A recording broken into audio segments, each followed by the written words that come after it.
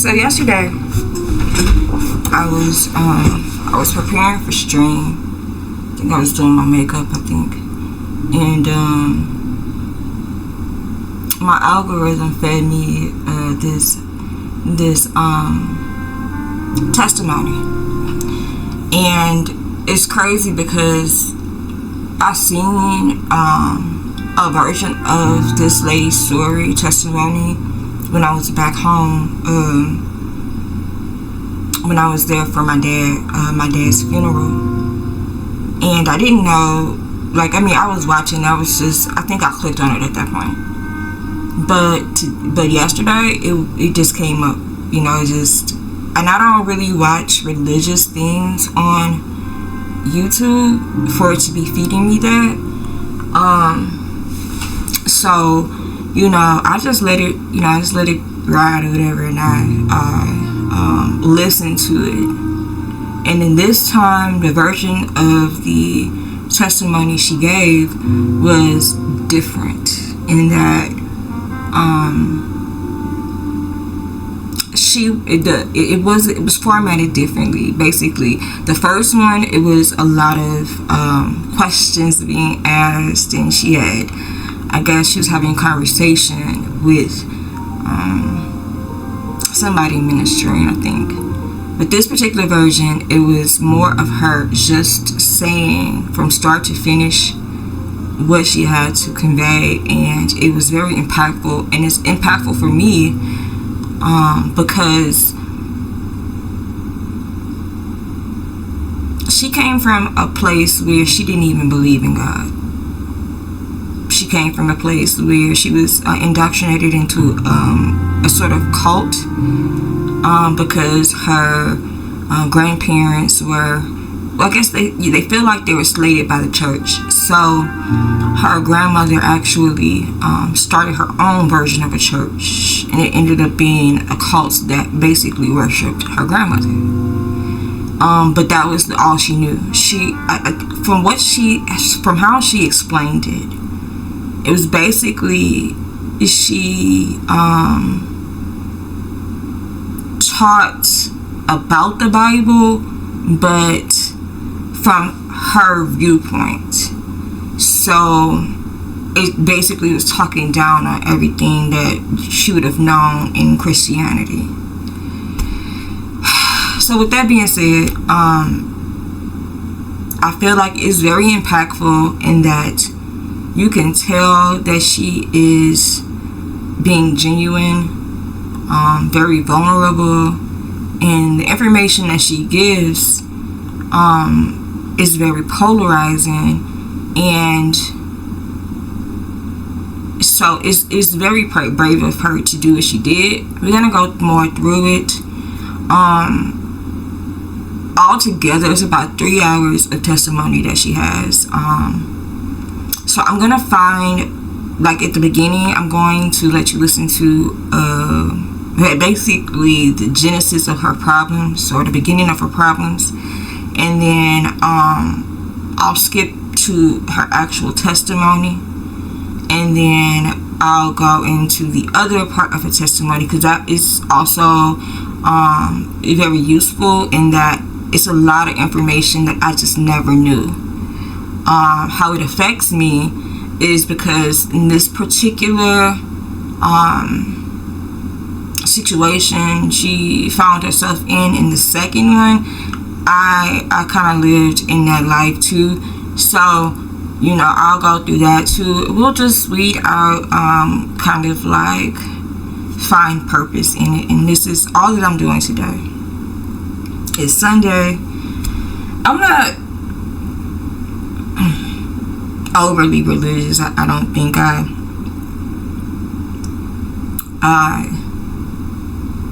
had a conversation with my mom yesterday. After everything, after I got off a stream, I was just talking to her, and we were just talking about how, I don't think that as a young person, for me anyway, I care too much about religion or God or or just different things that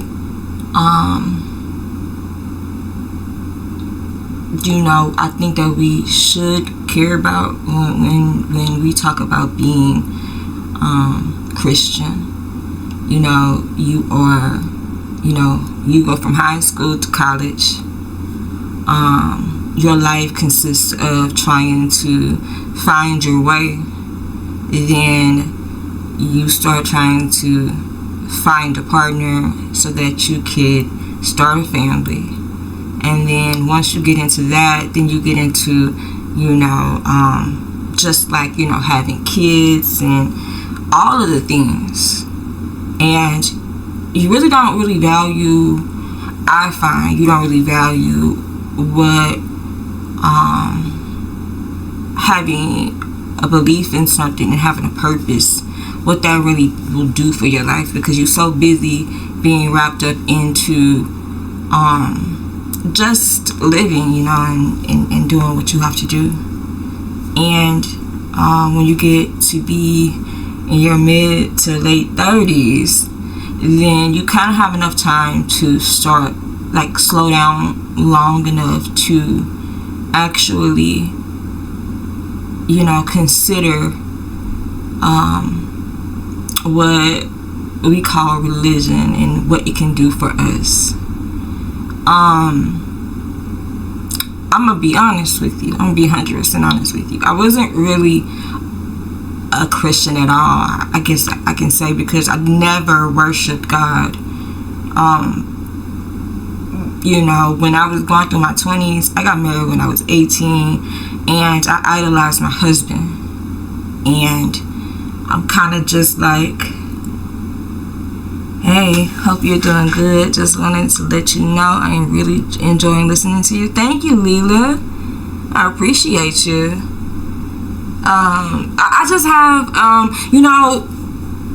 for the past 4 streams, I'll tell you what I told my mom and why this is, I'm starting to do this.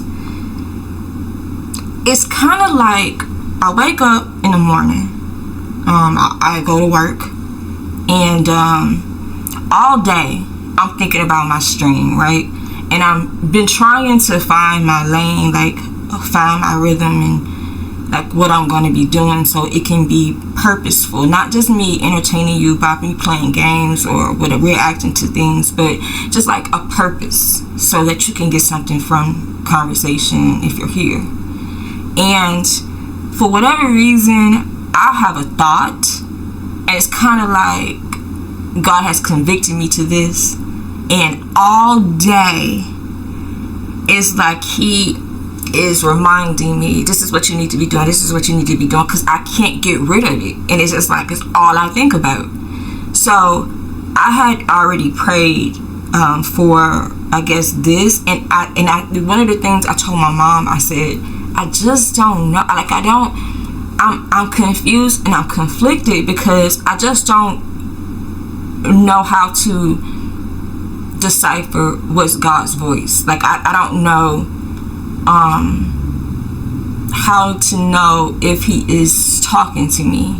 Like I just don't know. And she said, you'll know.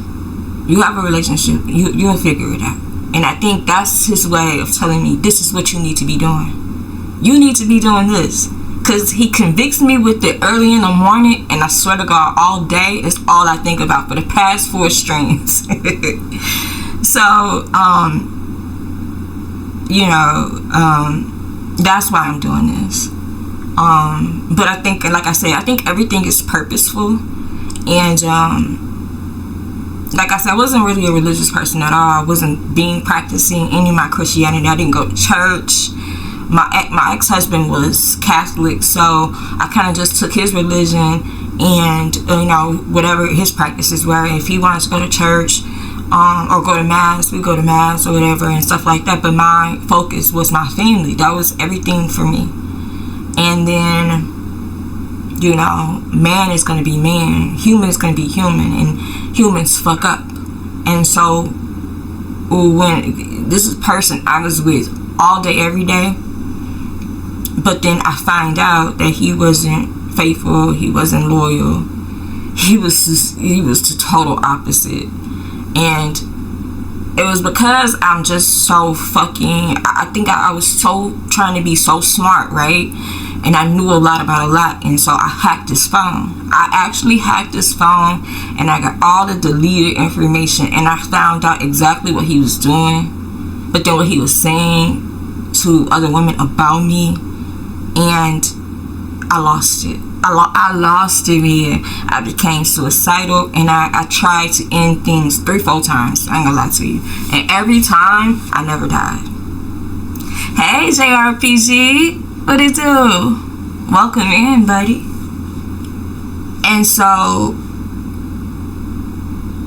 I became obsessed with it. I became obsessed with dealing with the fact that he was doing all of these things. And within doing that, I suffered a very bad depression, man. My depression was so bad, I couldn't get out of the bed. But I had 2 kids in the house. You think so? I don't know, man.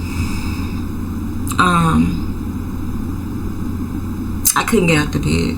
I couldn't cook for them. I couldn't comb their hair. Their hair became matted.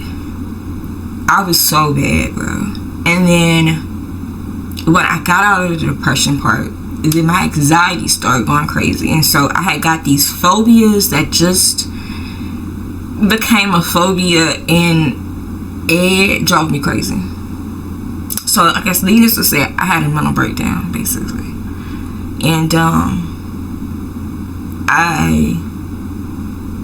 went through a whole bunch of different things that I've already talked about, so I won't do that again.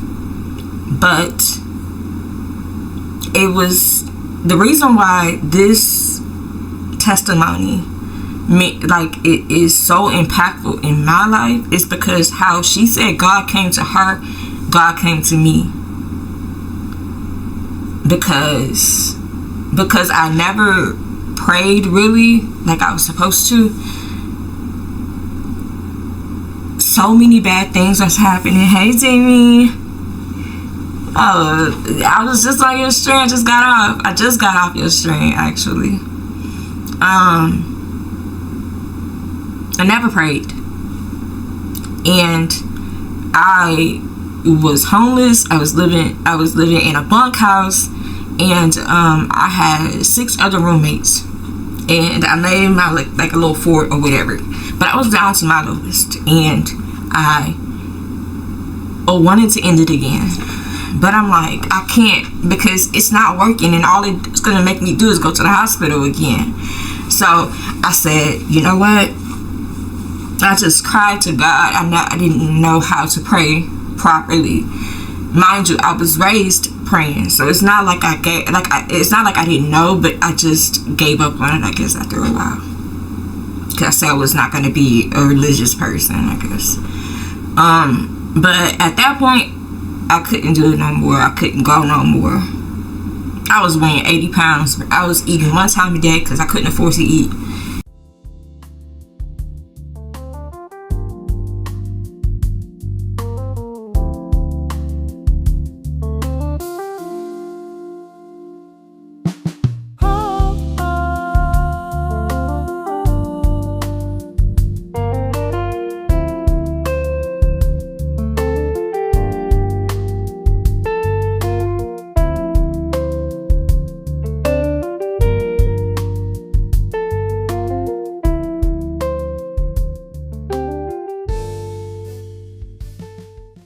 And I put myself in that position because I took myself out of an environment that I felt like was unhealthy for me.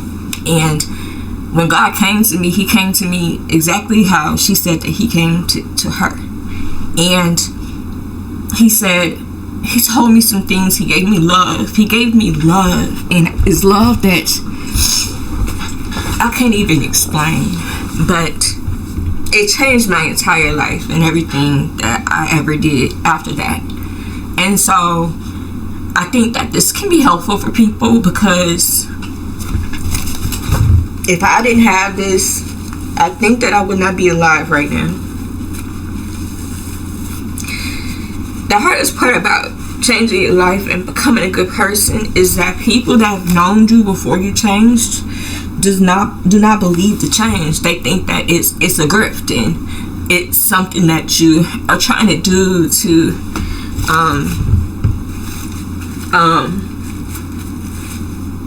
get attention or something like that. But I really actually changed 100%, and I made mistakes in the change. I think that everybody made mistakes, but the difference is I just started living it. I wasn't really worried about what people believed about me anymore. And I'm not gonna say that things got easier, because that's not how life works, but my outlook on everything changed, and I wasn't as negative anymore. Now, you go through periods where you're just gonna be negative because you are human, but it's how you manage it that will keep you alive and sane. You know what I mean? So I'm gonna go through this testimony. I'll stop, I'll pause it every now and then to interject, I guess you can say, but I'm gonna start off with her origin, and then we're gonna go to her like how she found God, and hopefully this helps you. Hope this is not too polarizing. I know people aren't as religious, or they don't believe in a lot of different things. I'm not trying to ostracize or I'm not trying to put anything on you. I'm just trying to share the glory of God, and hopefully you get something from it. Happen? How did that happen? I'm hard with this. A job in New York from a Rolex boutique that is right in the middle of Times Square. But then what ends up happening is, while I'm working at this job, I'm not doing as well as I was in sales in Atlanta. And then this thing comes over me of desperation of, I have to make a sale. I have to make a sale. At this boutique, there were two guys that came into the store, and they approached me about doing a scheme for credit card fraud. Then I get a job as an executive assistant for a biomedical ad agency, until I get a call from the lady who was previously my lawyer, and she said, you have to turn yourself in to the New York Police Department. Your previous company is pressing charges against you for 3rd-degree grand larceny. And this bright white light comes and just like permeates the entire cell, and it's this vision, and I just like fall on my face, and I see the feet of Jesus standing before me. Both of my parents were divorced since I was 2. Since dealing with the divorce with both of my parents, that caused a very big strain in the relationship between my parents. I grew up... W. Vincent, I appreciate that you open up yourself and share your emotions. Well, I kind of find that a lot of people come to me later on and they tell me that what I share with them helped them.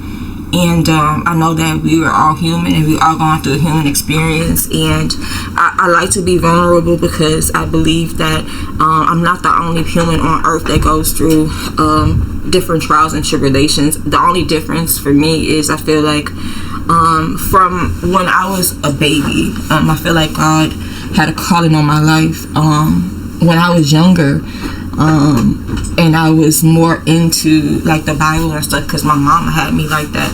I would have these premonitions of things, and I just kind of would know, like I could discern situations, and with that is, I remember my mom would, after we pray, she would ask me what I think about certain things, and I would tell her, and then she would be like, okay, and then the things would happen, and then so, but as I got more into the world and worldly things, some of that kind of went away because I stopped praying as much, and I had to experience trauma, a lot of traumas or whatever as a child, being overdeveloped at a very early age. I was 8 when I was developed, so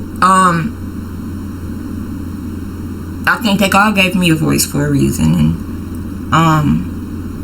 even if you're not a believer of the faith, I think that just knowing that someone could go through some things and still be here to tell about it is a very powerful thing, because I see so many great people go through so many struggles and they don't come out on the other side of it, you know. They fall victim to their loneliness, they fall victim to their depression, and it makes me so sad. But one thing, one particular thing that when I found out about, like, Mac Miller had opened up. He did an interview and he kind of opened up about his struggles and stuff and how he started using drugs, and it broke my heart. I never knew this man a day in my life, and it broke my heart. And so I kind of made it my purpose to just be transparent about my struggles, because if I've went through it, I know other people have also. And I just feel like, you know, as long as you know that someone else has had like a similar experience and they got through it on the other side, that, you know, that gives people hope. And sometimes all you have is hope. You ain't got no money, you don't have no friends, you have nothing, you have hope. And so that's why I do this. I know I overshare a lot, but I really don't give a fuck, because my life is an open book. Anybody that knows me, that have known me for years, knows everything about me, because I'm transparent. I know I'm not the picture of holiness at all. I'm still wicked. I'm still sinning. But I think it's just, I think the only thing that really matters in life is the intention. So I have intentions to be good, and that's why I'm doing this. With an older brother, and we live with our mother full time, but my father was always in my life, always. But ever since my parents got divorced. This is your channel and your space. Share as much as you feel comfortable with. Thank you, JRPG. I do. I appreciate you. I appreciate you. Man, you have a lot to do with why I'm still here. You have a lot to do why I continue to stream, because, man, it's a journey. It's definitely a journey, and you've been here with me the whole journey. And God, man, I am not trying to be emotional today. I swear to God, I did not try to be emotional today. But, you know, you get convicted and things just happen. And y'all know I'm a big crybaby. I'm overly emotional, and I have trauma around crying, because every time I cry, bro, my mama, I can't even cry to her, bro, about nothing. Because the first thing that she would say to me is, stop being a fucking pussy. I didn't raise no pussies. But my sister would cry and she baby the fuck out of her, and she still do that shit, man. So I don't mean to. I'm just like an easy crier, bro. I cry when I'm happy. I cry when I'm sad. I cry when I'm surprised. It's just like I got like a faucet that be turning on when I get emotional. So don't mind me. I'm not sad. My tear ducts, man, they be doing what the fuck they want to do. I ain't gonna. It caused strain between them two, and so it would cause strain as well between our relationship, between our two parents. Oftentimes being put in positions to where we would have to choose between which parent, because it's domestic with two very regular holidays, but we did not observe Jesus at all, like really that way in our home. But on my father's side of the family, we would go down to Columbus, Georgia, and my grandmother would. You're good. I shut up because I think you're a good person and you do good things. Keep going. You get better at this about it. I'm trying to, man. I'm trying to. It's hard though. You know, it's hard. You go through days when you don't have nobody in the chat and you still gotta talk to the computer. You know, you gotta be crazy to be a streamer, bro. It don't matter how successful of a streamer you are. If you got 50,000 people in your chat or not, you gotta be crazy, because you're talking to you're talking to something that's not there. It's an inanimate object, you know what I'm saying?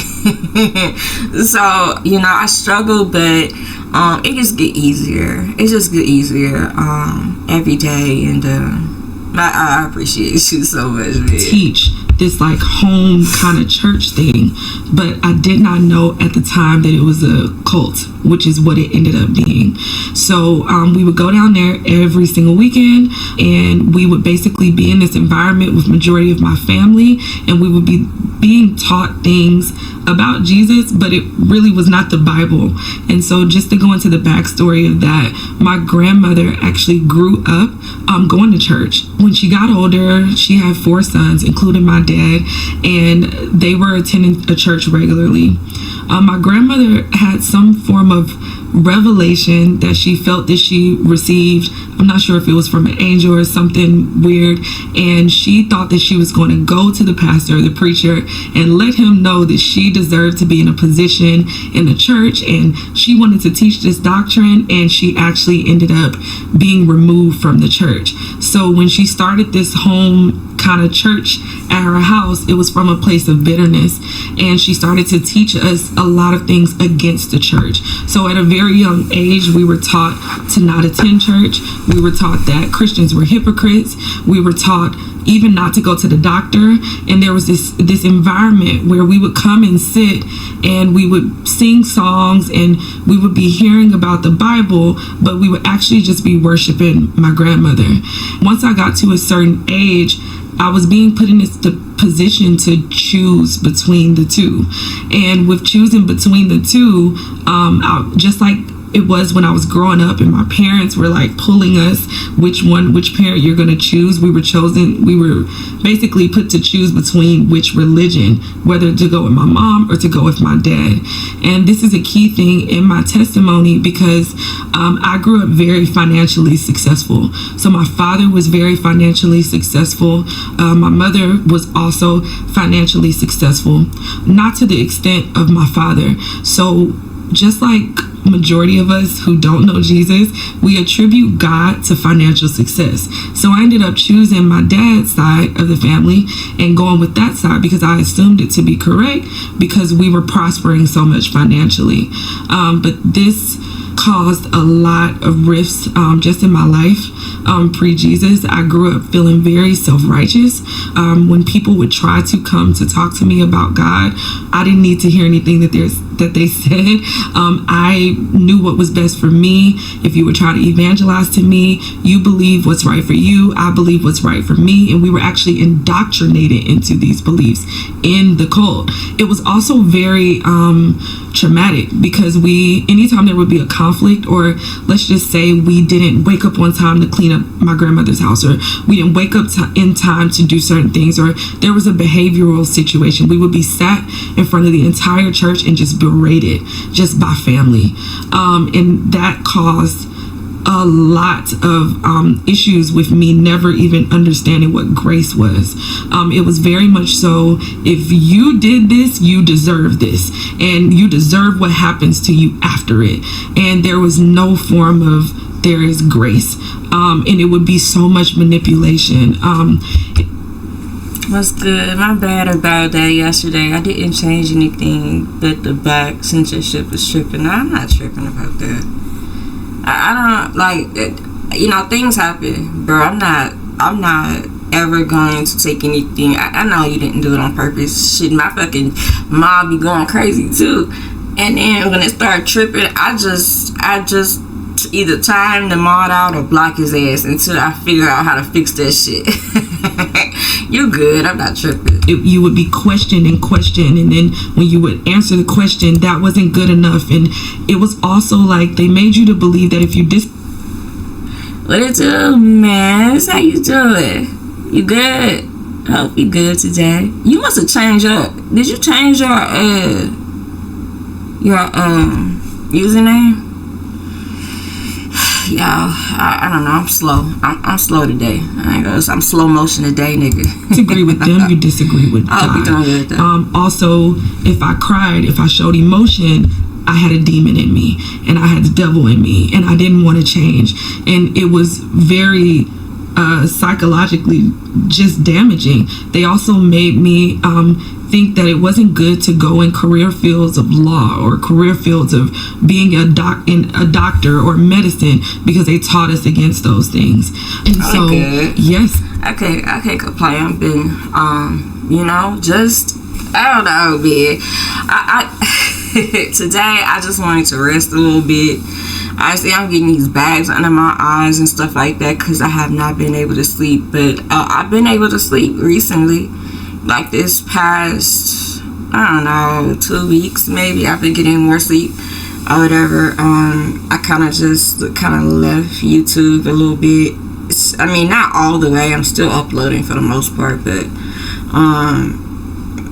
I'm trying to be more intentional with my time, so I'm trying to be on here more. But yeah, I had a restful little Sunday morning, you know what I'm saying? Slow motion.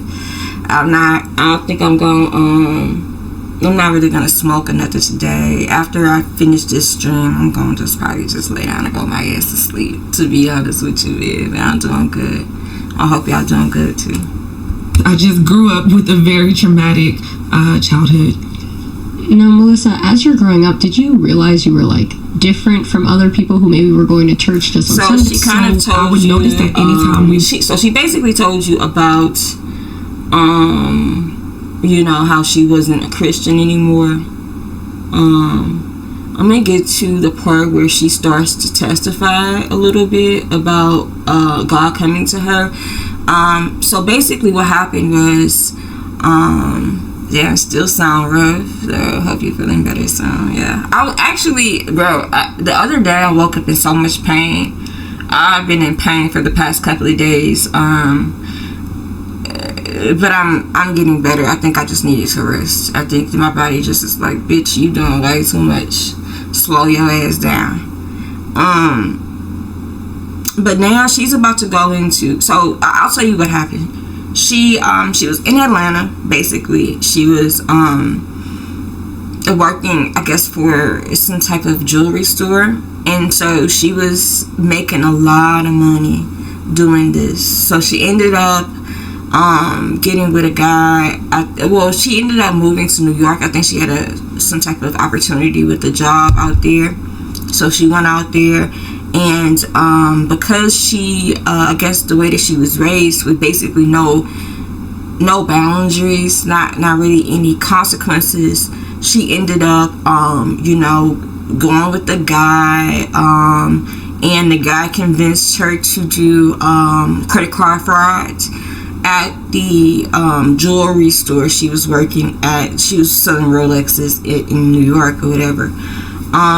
After a while, I guess she realized that she's doing too much, and she blew up the spot. The spot got kind of hot, so she ended up going to another place, and she was there for about a week with that job.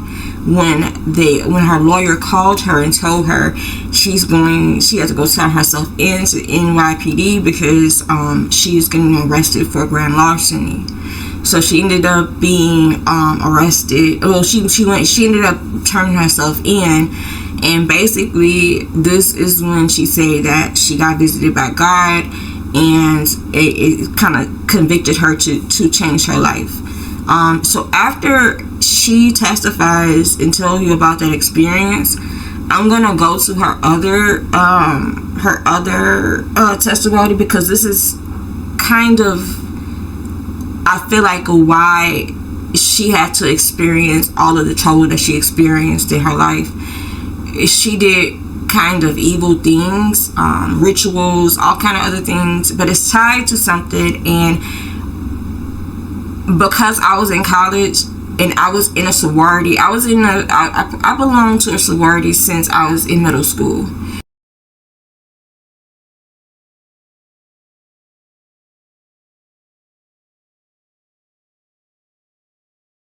One of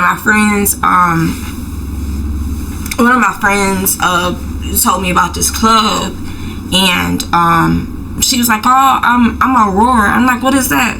She told me about it. So she was like, "Oh, Sigma Gamma Rho at Southern University, they have like a teen version of the sorority, and when you get into it, you do things like beauty pageants, There's a step team.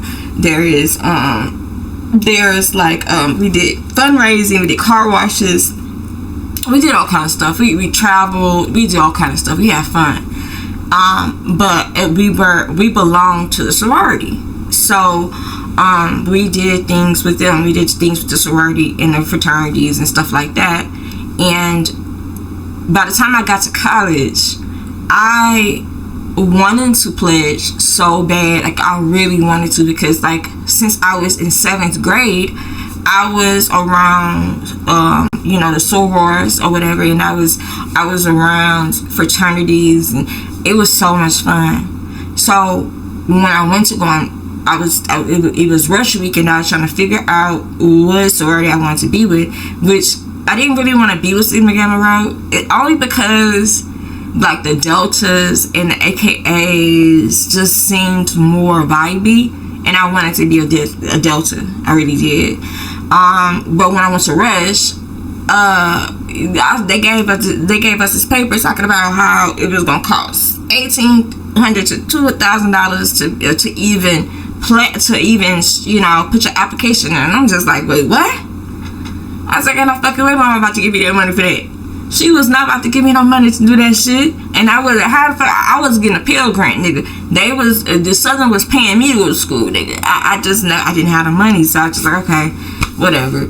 And then I kind of found out that like you get picked anyway. So like you gotta be active. They want you to do all kind of stuff like in college. Like they want you to go to the parties and be active, and I didn't do that. When I went to college, I felt like I was still in high school because I still lived with my mama, and I didn't want to disrespect her house by coming in there late and doing all this extra shit or whatever. And my ex-husband, which was my boyfriend back then, he was still in Korea.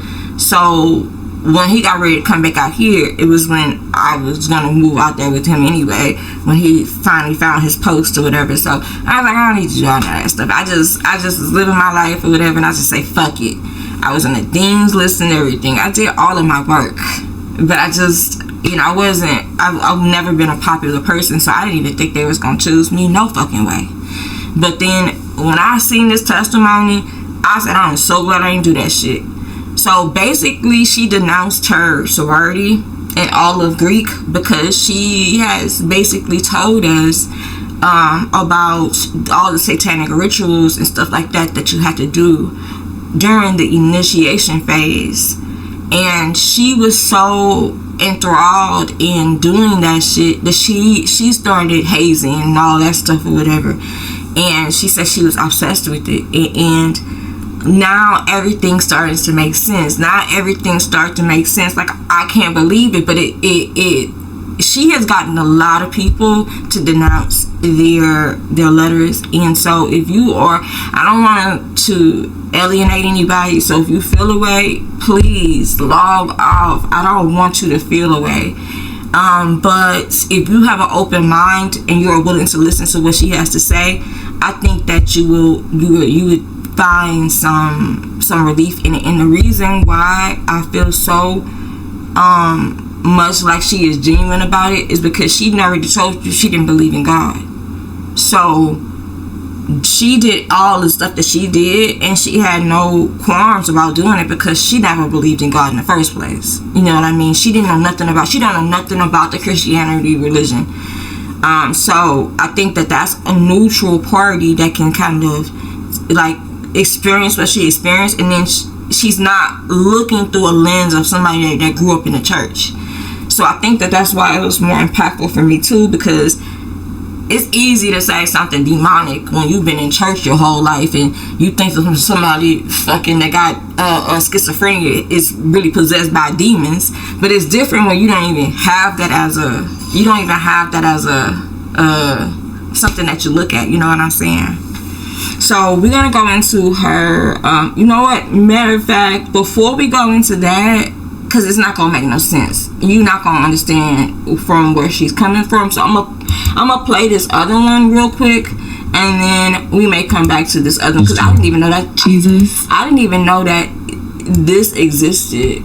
The first interview existed. I'd never even seen it. I think she came out with this shit about a year ago. It's a deep testimony, so I'm gonna let her talk for the most part, but if you have any questions. As a young child, on my mother's side of the family, my grandfather, he was an amazing man to me. We want to go stop by Blockbuster, or back in the day, we went to Blockbuster. My markers and my beacons of success, and all of them came through some level of Freemasonry or being in these organizations. So in order to be strong, or in order to go through some of these things, like, this is what you do in order to get this. And so I thought that the culture, it was just very normalized, that this is how you're treated and this is what it looks like. And an appeal to me as a young person, Divine Nine. It's 9 fraternities and sororities that make up the Divine Nine, and it is multiple different, all of the different organizations had what you would call a Greek plot. It was a Greek area plot. So Delta would have an area where it's all decorated. For Delta Sigma Theta, you have benches, and it's like a paved out area, and it's a whole shrine with a pyramid in the center, and only Deltas were allowed to sit there. And then the Kappas would have it for Kappa Alpha Psi, and then the Omegas would have it for Omega Psi Phi, and only Omegas could sit on it. And the craziest thing is, as a freshman or just coming on that campus period, you would have to walk through that area, and so it's almost like it was just solidifying this idol more and deeper into my heart, that this is something I need to do because I want this type of influence. I want to be able to sit on this plot. I want to be able to do what these people essentially are doing. And on top of that, the first week they held a whole entire like Greek step show. They held a welcome freshmen onto campus, and all of the Greeks are coming up and they're being so nice. They're helping you move into your dorms, and they're being kind when your parents are there. They're throwing parties. It was, I think, my first week getting into college. I think on that Wednesday, the AKAs, Alpha Kappa Alpha, they had a party. That Thursday, the Alphas, who were a fraternity, they had a party. That Friday, the Kappas and the Qs had a party called the Pretty Nasty Party. I don't know, right? And then that Saturday, I think the Deltas had a party. It was like party after party, but the most notable people were in these organizations. So there was such an appeal to the freshmen. It was an appeal to me as a young person coming on campus that, okay, these people are kind and nice. Now, the moment that my parents left, the switch flipped, okay? And you would see a different side once the parents left. And when the rest of the people come on campus after freshman week and they come on to move like the upperclassmen, it was almost like you would see a different shift in the atmosphere from the people in the Greek organizations. And that excitement, that niceness would change to, who are you? What do you want? Why are you standing next to my plot? Why do you want to be in my organization? Why are you looking? Move out the way while we're strolling. And they would do all these strolls in the club or at parties where they would be in a line and they would be doing a dance, and you could not break through that line. And if you were in their way, they would forcefully move you out the way. And it was almost like a bullying, like an error that you would kind of see about them in the switch flipped. And the interesting thing about this, though, is that I was very desensitized to that behavior because I grew up seeing that behavior, and I grew up hearing stories about hazing or stories about things that happened to my mom when she was online, but my mother would never fully go into detail. She would only say, yes, I was online for a long time and our big sisters would make us do this and this and this, but she would never fully go into detail. It was always shrouded by secrecy. And the summer going into college, this story is so important. I remember my brother picked me up because he was actually pledging at the time for Omega Psi Phi, and he picked me up and we were supposed to go run an errand together, just as brother and sister. And the big brothers called him and he had to go and stop by their house, and it was June. I'll never forget, it was the dead of summer, and he stops by. He says, I'm going to be back out, and he tells me to wait in the car, and he goes inside and he's in there actually for like a few hours.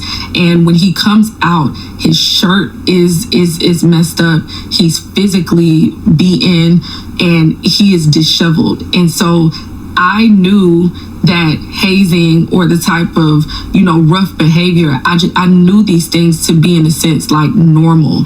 And so when they're giving you the eye and you're like walking past them and they're looking at you crazy, I just felt that this was, in a sense, very normal.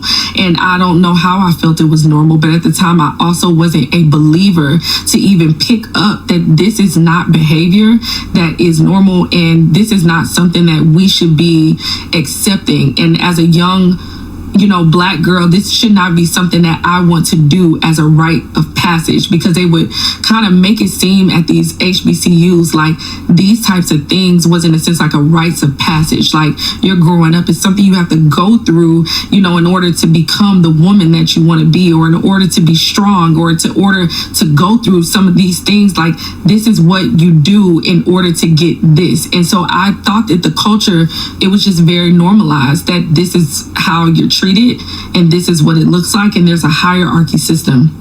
In college, there were also many different instructors that were all a part of these Greek organization. Every single main or head instructor, including the president of the college or the university, which is Savannah State, were all in Greek letter organizations. So it was very common to see your teacher be a Delta. It was common to see, an administrator when you go into the financial aid office to be a city. Now, what I will say is this: when I was in the sorority, we had a rites of passage initiation. Like, we had to go through initiation too, but it wasn't nothing like what you would have to do when you're in college. It is kind of,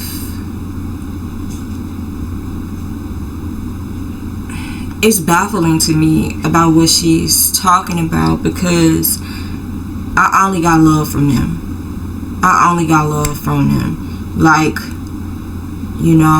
they embraced me with open arms, and because I wasn't a popular type of person, I never really had no friends when I was in high school and middle school.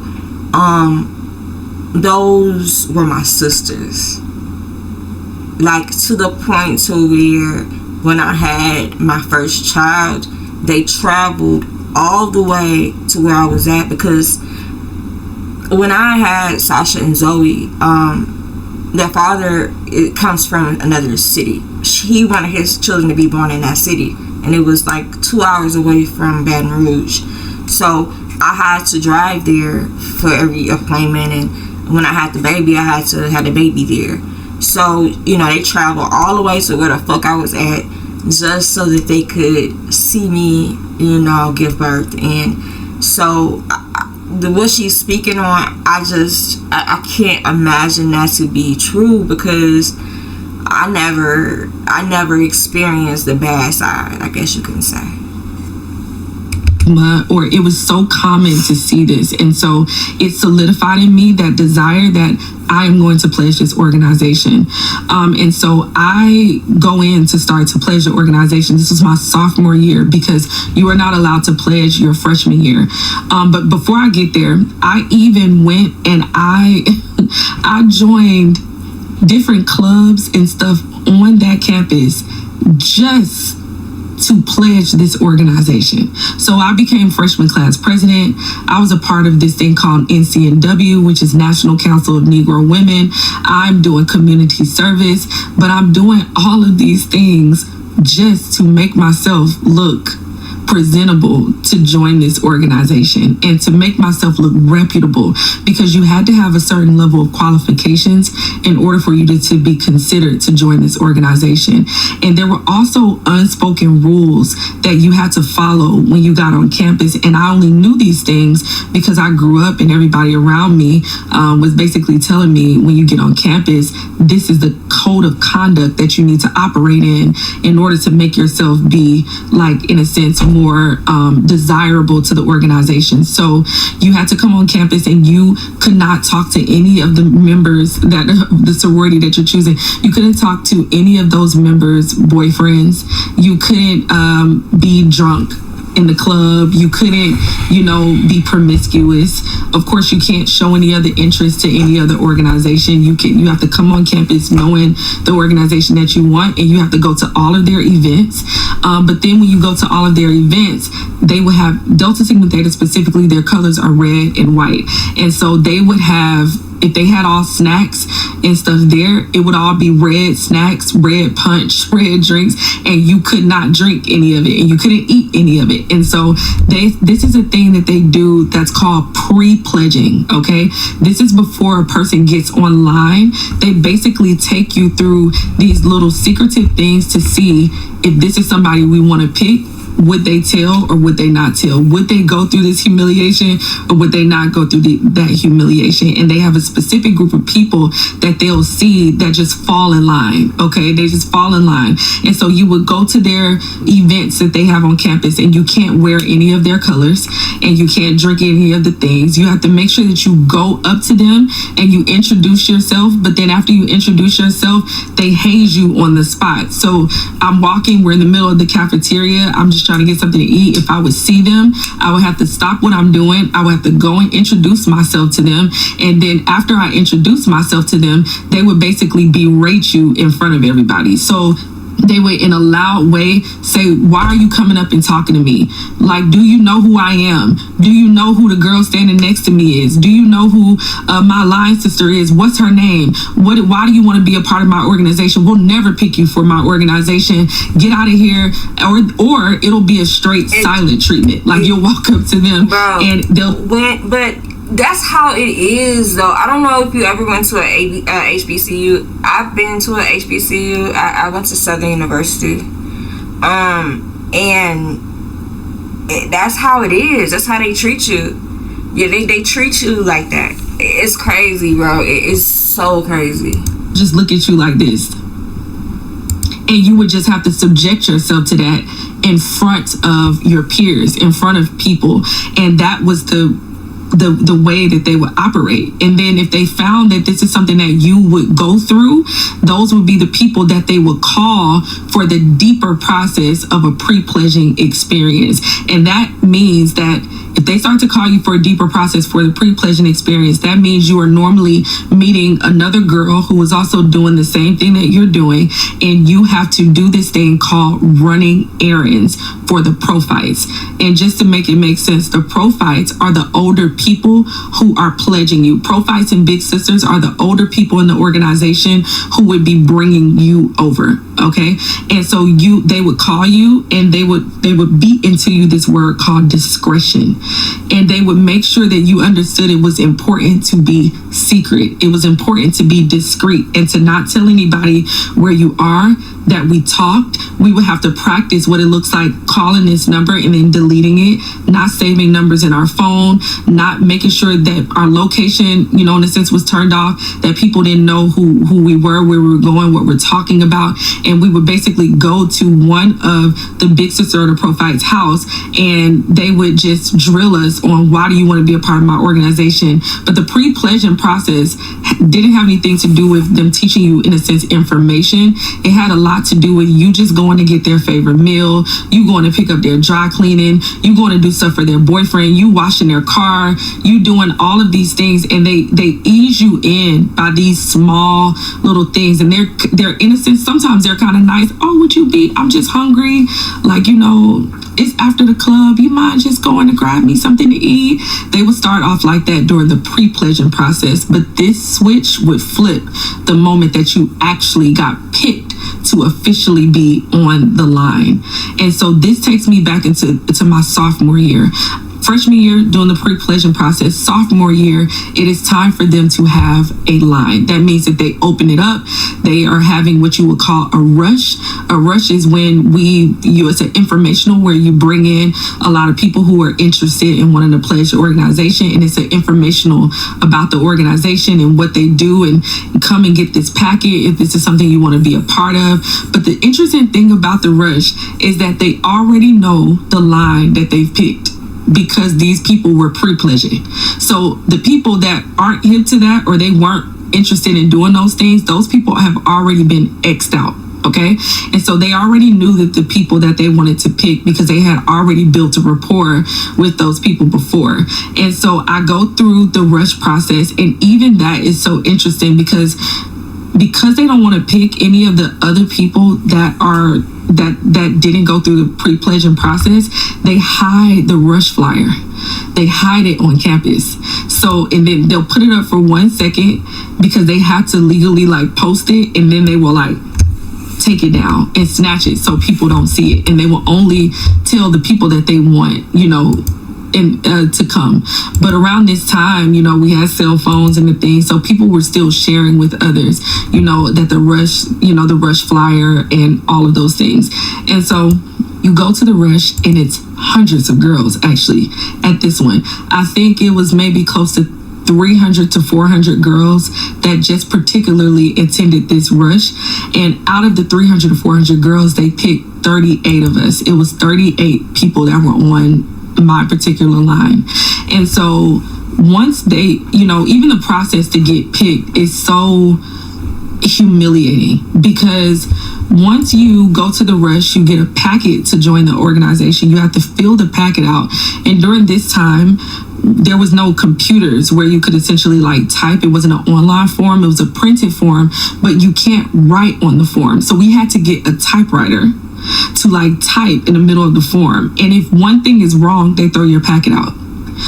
It's so specific and it's so gruesome. You have to have a certain amount of community service hours, but they will only take the community service from specific places. And a lot of those specific places were, at the time, it was a Boys and Girls Club that was in Savannah, and it was ran by a lady who was at Delta. And so you would have to go in there and do a specific amount of hours of community service at that specific one. And those would be the people that would be more, I don't know how you say it, just more attractive, to the organization. And then you would have to be in a certain number of organizations on campus. That's why I was a freshman class president. I was at NCNW. And so there's so many metrics that you have to go through. Not on top of that, the money you have to pay. You have to pay money to just turn in your application. But once you get picked, you have to pay close to $2,000 just to now, your admission fee into joining the organization. And so when I say it was expensive, it was expensive. And then they also take you through an interview process as well. And when you come into the room, there are older women there. There are the younger ones that are still a part of the chapter, and they are grilling you with questions. And the questions about, people back in older members, who are the founders, give me one notable Delta. Tell me about, who this past national president was, and tell me about this and tell me about that. And so they are literally grooming you. And on top of grooming you, they're telling you that this is a non-hazing organization, but they're giving you looks the moment you walk in. They're talking about your outfit. They're talking about the suit that you wear. They're talking about all of these specific different things that are going on. And they're sitting here, and it's like, it's a mind control thing, because you're saying it's non-hazing and it's all this seriousness, but then the moment that you get into these rooms and the doors are shut, they are grilling you. And I mean, even to the point when I was in my interview, I had a girl tell me, I don't like you and we're not picking you to be on this line, flat out. And I was just like, what is going on? And so once you leave and you go through all of the different phases and all the different steps, that's when you'll either get a call or you get a letter in the mail saying you made the line. And that is when the process starts. And that is when the switch flips, okay? And so I got a call saying I made the line. And they say, you made the line on this day. You need to be in this room at this time, and you need to have the money that you're supposed to pay. I'm telling you, you maybe have 2 days to find that $2,000 if you actually made the line, right? Maybe $1,800 to $2,000. I think it was around that price. They give you a call, and then the meeting is like in 2 days, and you have to be at that meeting with the check. And if you don't have that check, they'll kick you off and remove you from being a part of the process. And so we get into this room, and that's where you're meeting your line sisters. Your line sisters are the people that you're pledging with. That's where you start to meet your line sisters, is in this room. So I'm meeting girls, some of them for the first time, some of them I knew from the pre-pledging situation. And so you come in there, and it's some of the advisors and even some of the administrators from the college, and they do a whole presentation, and it's a non-hazing presentation. Okay, they say, welcome, congratulations, you are about to start the pledge process to be a part of Delta Sigma Theta. And then they show you a video that's on non-hazing and how the school doesn't tolerate hazing. In the meeting, they are hazing you. Okay, they are saying ugly names to you. They're saying you're not going to be a part of my sorority. They're passing around letters in the meeting. In the meeting, they're passing around a letter to me and my former line sisters, and they're saying, hey, when you get out of this meeting, all of you guys need to get in your cars, and you need to carpool, get off campus, and you need to find somewhere to stay. So we're sitting here like watching this video, and we're traumatized. And it's not just the younger people on campus, it's some of the older ones, because every single collegiate chapter has to have an adult advisor that's a part of the graduate chapter be over them, you know. And so we have the advisors that are in there, they're making ugly looks, they're making ugly faces, and we're sitting in this meeting like, well, what's going on? You know, and it's utter chaos. And so by the time the meeting ends, and in the meeting they're telling you things that you need to purchase and buy, because you're getting ready to go through the national process, and you have to have a red top and a white bottom to go through certain rituals.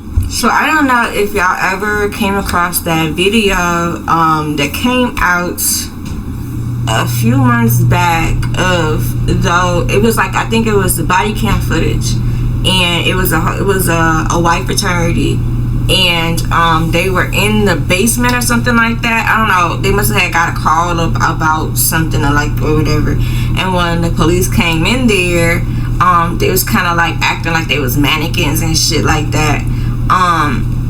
When I seen that, and you know, we've heard a lot of stories about how people got hazed and how they you know, died from hazing. It's a real thing. And once you get to, I think, a point in popularity when you were in college, I think that a lot of people just want to belong. They want to be popular, because that will, I guess, equate to some type of success for them. I think that's what the allure of it is. But you know, as I went through my college career, I was just like, you know what? When I found out you had to pay all that money and shit, I was like, I'm not about to be paying for no friends. It seemed like you paying all this money and so that you could have friends. Half these bitches I'm not even gonna like. Now, when I was in the junior sorority, you know, my mama was a single mom. You know what I'm saying? My daddy did what he could, the best that he could. But with that being said, we didn't have a lot. I lived in the projects. I lived in shelters. You know what I'm saying? We went through a period where we were homeless. So my mama, like, she did the best she could, but I couldn't, before I started working, I couldn't afford to do a lot of stuff. You know what I'm saying? And even when I did start working, which I told y'all, you know, I had my own business when I was 12, that's just a summer business. During the school, you ain't got no money. But when I was in middle school and stuff like that, you know, I was overly developed, but, you know, we couldn't afford, you know, clothes like that. So my mama would do layaways and shit, and we would have clothes, but she's not buying clothes constantly through, you know, the year. She's buying clothes one time. That's when school starts. You get a big ass layaway. I know if you black, you know. If you black and went through poverty, you know. They put that stuff on layaway, whatever it is, and on layaway, you're gonna get that and you're gonna read it all year. And so some of the girls some of the other girls that were in the sorority with me, they were really promiscuous already, and they were mean girls. And I never forget, we had I think we had either Boulay or we had regionals. I think it might have been regionals, but we had to prepare for regionals.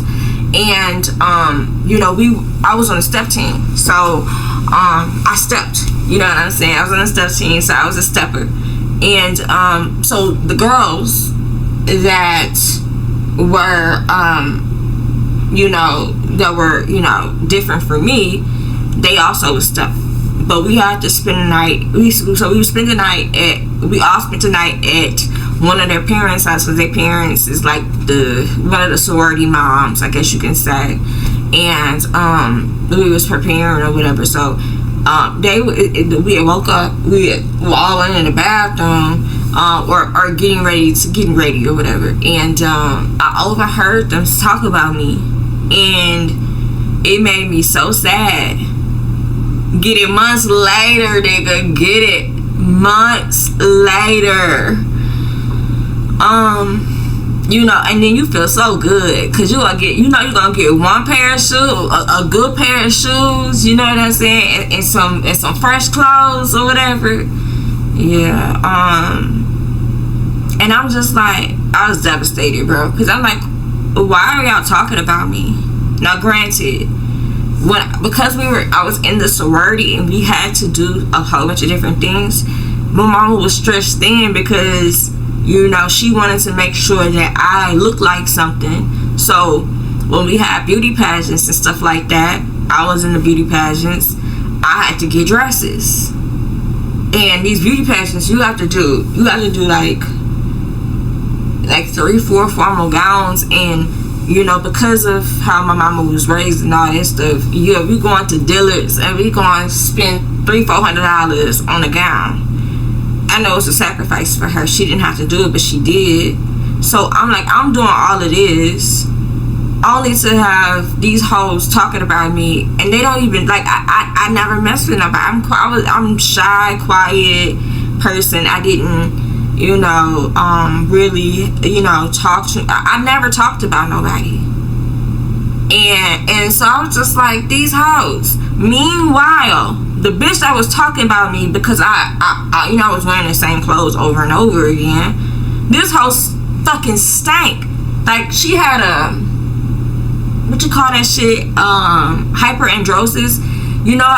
Whenever somebody that sweat a lot and they get real musty real fast, this bitch get musty so fast, bro. And I always end up having to be around her. She was musty and her pussy always stunk. But I wasn't a mean person, so I never said nothing to this hoe. But you got time to talk about somebody and be fucking on all these little boys, but your pussy stank and you musty. You cute or whatever, but your pussy stank and you musty. So that got me thinking that, all these bad bitches, man, they pussy be stinking, they be musty, and it don't even matter, because niggas still gonna fuck with their ass because they cute. That's some bullshit. It's really some bullshit. It definitely gave me PTSD, man. And I say, you know what? I'm good with being a 5, 4, 6, whatever the fuck my number was. I'm good with that shit, cause my pussy don't stink and I ain't musty, nigga. You have to have certain bras and panties that you have to have. You have to have a white suit and a black suit, and all of these particular things for your initiations and the things that you're gonna go through. You have to buy those things immediately. Now, I'm 18 at this time, okay? I don't have a job. This is a lot. It is very expensive. We just paid $2,000. Where are we getting the money now to have to go and buy a red top, a white skirt, white pantyhose, white shoes, all of these specific, very specific items. And so they're telling you all of the things that you need for the process and what is getting ready to take place. But again, when you walk into, or I'm pledged in a secret society, everything is secret. So outside of them telling me the items that I need, they don't tell you what is next. You don't find out what is next until the day of. And that would be the theme of how this would go. But this was normalized to me because I grew up thinking it was normal to be secret, to go to Blockbuster, or it was normal to be secret to go get an ice cream. Like, I'm thinking, well, this is just an adventure, and thinking this is normal. So we got the letter saying we need to run outside, get in our cars, and find somewhere off campus for 38 girls to live. And so we had to then be, here's that word again, discreet.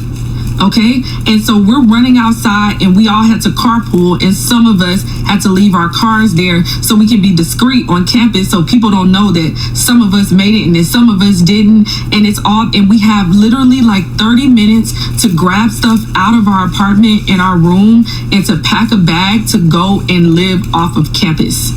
Now, this process that I'm about to talk about is the underground process. And then I'm going to talk about the above ground process, because these are two different experiences, and not everybody has to go through the underground process. But again, I wanted to go to a school where I could go through the underground process, because it was so well known that if you didn't go through a pledge process, if you didn't get hazed, you would not be respected in the organization. And so now we have to grab everything. We have to turn off our phones. We can't talk to anybody. But how fucked up is it, bro? How fucked up is it that you want status so much that you are willing to die for that shit? Like, you willing for a nigga to treat you like shit, beat your ass, make you eat shit, and all this other bullshit so you could be respected in a fucking organization that you gotta pay to be in? It makes no fucking sense. It makes no fucking sense, bro. You can't even talk to our family members, really, unless you sneak and you call them. You can't talk to any of your old friends. And we have to now live off campus, isolated from the rest of the school, and isolated from our friends, isolated. Some people have boyfriends, all of the things. And we are trying to figure out where 38 people going to live. So we all rush out to our cars. The moment that we rush out to our cars, we get into our cars and we're driving off campus. Next thing that we know, all of our phones start ringing profusely at the same time. So I want you to imagine maybe about 4 girls to one car, and we're trying to get to know even the girls that are in the car, because we don't even know half of the people car that we just jumped into. We're trying to get to know one another. All of our phones start ringing simultaneously at the same time, and it's all of the big sisters that were ever a part of the chapter. So just to give you an example, I was the number 9 on my line. I want you to imagine 6 other number 9s that came before you are ringing your phone and calling your phone. Little did I know, when you turn in your packet, they also have a copy of your class schedule and they have a copy of your phone number. So the moment that you get out of that meeting, they distribute your class schedule as well as your phone number to all of the big sisters that came before you. So they all have your phone number. They know when you're going to be in class and they know when you're not going to be in class. And they start ringing our phones. And who am I? Who am I? What's my name? What's my line number? When did I cross? Why don't you know me? Click, hang up. Where are you? I see you on campus. If we catch you, we're going to kidnap you. Get off the campus. And it's insane. Not only to mention that, when we pull off of campus, a high-speed chase starts. All of the big sisters pull out at the same time, and they're chasing us around the city of Savannah, okay? And they're chasing us, and we're at the same time we're on the phone, and we're young. We could have gotten into a horrible car accident. It's nothing but fear, because we didn't know. I only know that we distribute your information because when I crossed over, we did it to other lines. But at the time, I didn't know how they got my phone number. I didn't know how they had my class schedule. I didn't know how they knew where I was. And so it's a huge fear tactic. We were in fear. We were in so much fear. And so we didn't really get a chance to, grab our stuff fully off of campus, because we're getting a phone call. Why are you on campus? I see you going up to your room. You're not discreet. If you don't do this, I'm gonna beat you, and I'm gonna do this, and I'm gonna do all of these things to you. And you're just shell shocked. you're shell shocked. And then on top of that, you're trying to get to know the people next. You don't even know their names, and you're trying to connect with them. And then we're trying to all coordinate where are we going to go, because we need to find a location. We don't even have each other's full numbers, and it is utter chaos. And then a big sister is behind us, driving crazy and cutting us off in traffic and pulling over, and it was scary. It just was scary, to say the least. It was scary, and we didn't know what that looked like, but it struck fear in us from that point forward in regards to getting caught, what was going to take place. At what point do you say, I'm not putting myself through this shit? At what point in your thought process do you go, I'm a thug through it, you didn't pay these people $2,000, and now they chasing your ass and tormenting you on the first fucking day. At what point are you saying, bitch, give me my shit back, fuck this goddamn shit, and get the fuck up out of there? I just don't understand. So finally, we end up pulling into one of my former law sister's, one of her apartments. And when we pull into that area, and this had to have been maybe a good hour, okay? This was an hour where we're going around, we're trying to lose them in traffic, we're trying to, all types of crazy stuff just to go to our former law sister's house.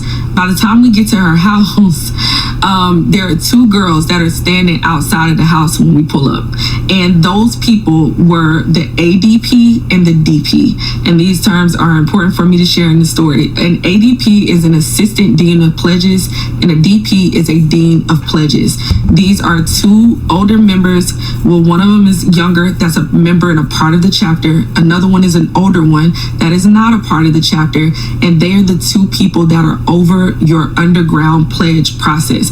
The ADP is the person that will tell the people that are in the chapter what's going on, and they will have their basic, in lack of better terms, an ear to the streets about if we're about to get caught, if something is going on, if they hear on campus that there's pledging or there's hazing. They're the ones who communicates to the DP what's happening and taking place in the chapter. And so this is a very organized situation, and it's organized sin. And so when we come in there, we just had the meeting on campus that talked about the national process. Now we're about to have a meeting with them to talk about the underground process. And when we get in there, they're, soft-spoken, and all of our phones stop ringing at the same time. All of our phones stopped ringing at the same time. This was the craziest thing. Like, I want to talk radio. You remember, if y'all were here yesterday, you kind of talked about how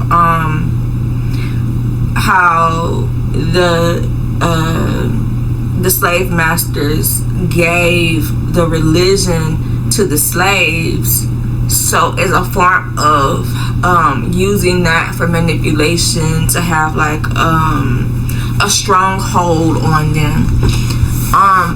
What she's about to also explain is how religion played a big part in Greek organizations, to a point where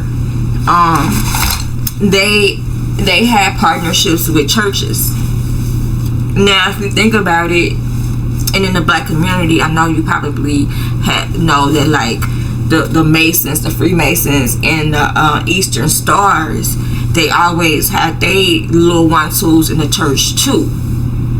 Well, when I was in the sorority too, most of our meetings and shit was at a church. And I never thought that something like this could go down in a church.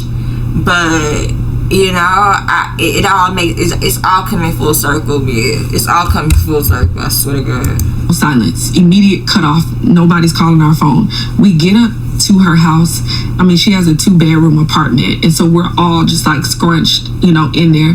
And then the ADP and the DP start to tell us what is going to take place at the underground. And when I say what is going to take place, no, they don't go into detail about each day and what we're going to do. They start to tell us about basically the instructions, the code of conduct, and what needs to take place in regards to the underground process. And they call this process being made, because you're being made into a delta.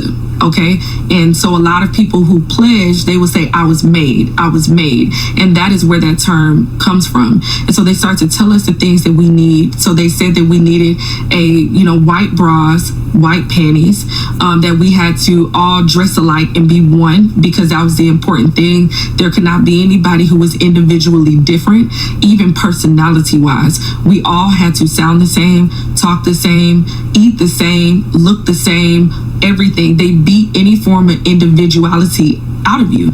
They kill it. And so they were basically saying that we needed to all have gray sweatpants with white tennis shoes, and we had to have a white t-shirt.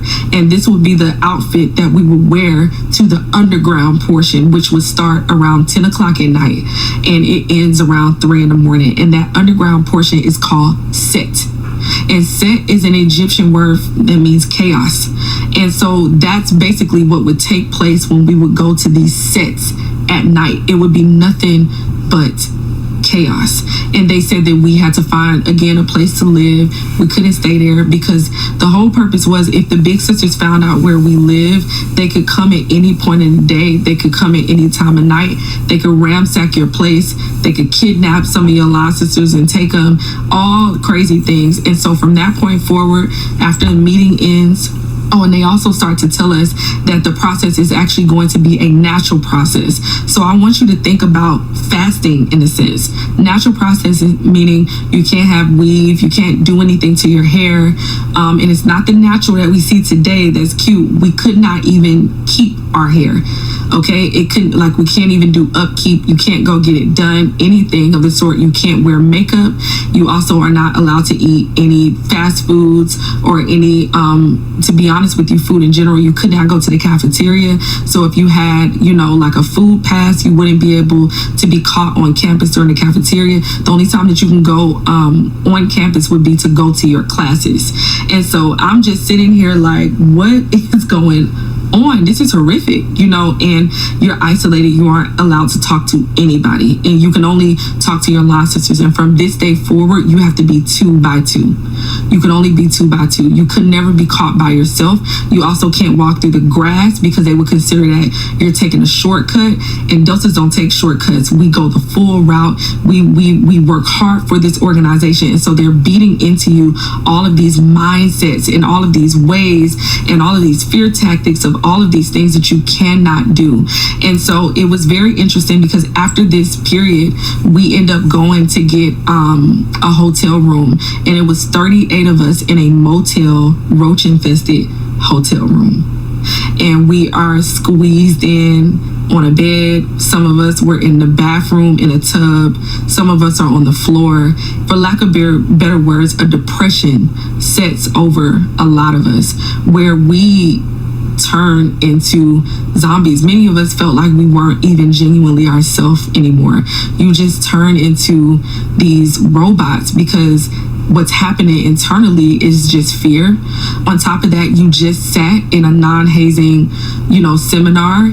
And at this point, if we stop and we turn back, not only would we be expelled from school because we were a part of hazing, but you're going to take down your line sisters, and you're also going to take down the entire chapter. And so at this point, you just have to go along with it. You just have to go along with it because the main purpose of you being in school is to get your degree, and to think that that is about to be snatched from you if people find out that you are part of this, or if you tell, or if you leave. Because the moment one person drops the line, meaning they leave, it automatically starts an investigation into the chapter. And so that would have been the process that would have taken place. And because we said that we would not be a part of this, the fact that we were at these meetings and we were implicated, we would have gone down. Because the thing about it is, they essentially, they would coach you on what to say. So if let's just say we had a line sister who said she wanted to drop the line and she was gonna go, I'll be right back, y'all. I'm about to go make me some espresso. Until they would basically take us in another room and they would coach us on one corroborative story to go against that one person and say that she's lying. It's a lose-lose situation. And on top of that, they have Deltas that are at the police station, and they have Deltas that are also in high levels on the campus, and we will all come together and we will corroborate our story. And the reason that I know that this is true is because when I crossed over into the organization, we brought over another line after us, and this particular situation happened, and we all got together and we corroborated a story against the two girls. And those two girls were the ones who were implicated outside of us. And this it is absolutely horrific, but they protect their organization and they protect theirs. And that was the false sense of security and sisterhood that was being, in a sense, like shown to me, that we're going to protect you, but it was it was just a false and a manipulative form of protection while I'm going through all of this. And so now we start the process. We're moved off a line. At some point we end up leaving the roach infested hotel room because they ended up finding out where we live, and we end up going to one of my former line sisters' grandparents' house, and we're all in their attic, and we're all stuck there, and we're in their attic, and it's like a gated place, and it was horrible. And so just to take you through what a day would look like, a specific day, and then I'm going to explain just some similarities between the underground and the actual above ground process. But just to take you through a day, I would have class around 10 a.m. And so because I had class, maybe I would have 3 classes that day. A day would look like, also, we could only wear black suits, brown suits, and gray suits. We could only be dressed in a very mundane way, and we had to all dress alike. So we stood out all of the time. We just stood out, and we quite literally looked like the light was just killed out of me. And the worst part is, when I needed money or I needed certain things, I would call my mom and I would ask her, even though I wasn't supposed to call her, and she would always send money and she would help. And so what a day would ultimately look like when we were online would be, I have a 10 a.m. class, but before my 10 a.m. class, they would have my class schedule. So they would call me early. I'm talking about 6 a.m. and it would be a different big sister basically speaking to me each hour and drilling me on information that I needed to know for the above ground process. Not only that, it would just be them just berating you, making fun of you, making fun of your looks, making fun of your family. If you have a boyfriend, they would be saying things like, your boyfriend is cheating on you, he's doing all of these things behind your back. I mean, it would be just an utter berating of you as a person. Oh no, you're not a number 9, you're a negative number 9. You will never be a number 9. You can't even live up. Look at you, look at your hair, look at your face, look at it. And it would just be an utter beating up on you just as an individual, as a person. And so if I'm a number 9 at 9 a.m., I would have to call like 3 people, okay, that were the previous number 9s, and I would have to know their name, their information, where they work, what were their line. I would have to know all of this information about all of these people that were in the previous lines that were before me, and you would have to know their full line. Like if it's a line of 30 plus other girls, you would have to know maybe 10 of those type of situations, and all of that information, you would have to know it, and you have to say it quick. You would have to know the founders, Osceola McCarthy Adams, Marguerite Young. I mean, and it would have, you were like a drill sergeant to the point that all you knew was that type of information. We would go to sleep with that information just in this thing, this notebook that we have, and this notebook that we had was called a brain. They would call it a brain, and it would be the only thing that we could read and know was like the Delta history knowledge, all of the specific things that they would share with you each day. And so I'm talking to these people all up until 10 a.m. 10 a.m. is when I have to go to class. If they find you, out that after class you want to sneak and you want to go and get something to eat, or, go into the caf, there would be big sisters that are standing there waiting on you outside of your class. And they would be waiting on you to see if you're by yourself, because you're supposed to go 2 by 2 and be 2 by 2. And so it would put so much fear. Hey, negative number 9, striving number 9, why are you by yourself? you know, and it would be like all of this fear that you would have to run and hurry up and try to get off campus, because if not, they would kidnap you. And kidnap you means they would take you and then bring you to one of the big sisters' house. And as a part of bringing you to one of the big sisters' houses, they would basically, they would do insane things to you. Like, we would have to sit in this thing called Delta chair, which I'm actually going to go into that in just a second, but they would do insane things to you. So that's around 10 a.m. and then I have this break for lunch. In between that, you have to go and run errands at the big sister's house.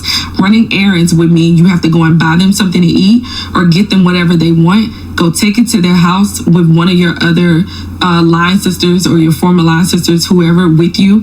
And you would also have to bring specific items. There were specific items that we had to bring. We always had to have red Tahitian treats, big red gum, and we would have to give it, in a sense, as an offering. And as we go and we take these things, they were supposed to, in exchange, give us this secret knowledge that we needed to learn for the organization. And the secret knowledge would be something along the lines of, oh, we're going to tell you about the past national presidents. Oh, we're going to tell you about, I don't know, the executive board of Delta. It would be stuff that you're sitting here like, did I just do all of that for this? And it would be, those would be the things that are the secret knowledge things that they're sharing with you. It would just be basic historical knowledge about the organization and things that you were going to learn anyway at the above ground process. And so it would be this kind of repetitive thing of that. So you're running errands, and then around 6 p.m. that night would start the above ground process. And the above ground process is what you would consider the national process. The national process is the process that every single member that has been initiated into the organization, they have to go through this process. And so the above ground process would consist of these things called PPP, the Odyssey Experience, Jewel Night ceremonies, the pyramid induction ceremony, and your initiation ceremony. Okay, and these are these classes, rituals, ceremonies that you would have to participate in order to cross over into the organization. So we would be in those types of classes from like a 6 p.m.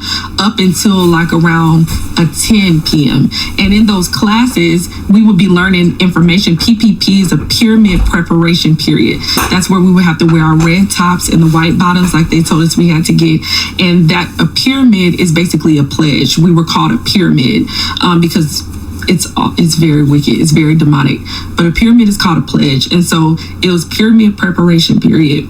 After we did that, we actually were inducted as pyramids, which was a ceremony that we ended up having to go to, that they took place in a church. And so not only are you initiated as a sorority member at the end, but you're also initiated as a pledge into the organization. And it was a very, very, very crazy ceremony. And the thing about me is, at the time, if you go back and you watch my testimony, I never even, since I was young, I didn't even step foot into a church until after I got saved. And so I almost did not go to this ceremony because we found out that it was in a church.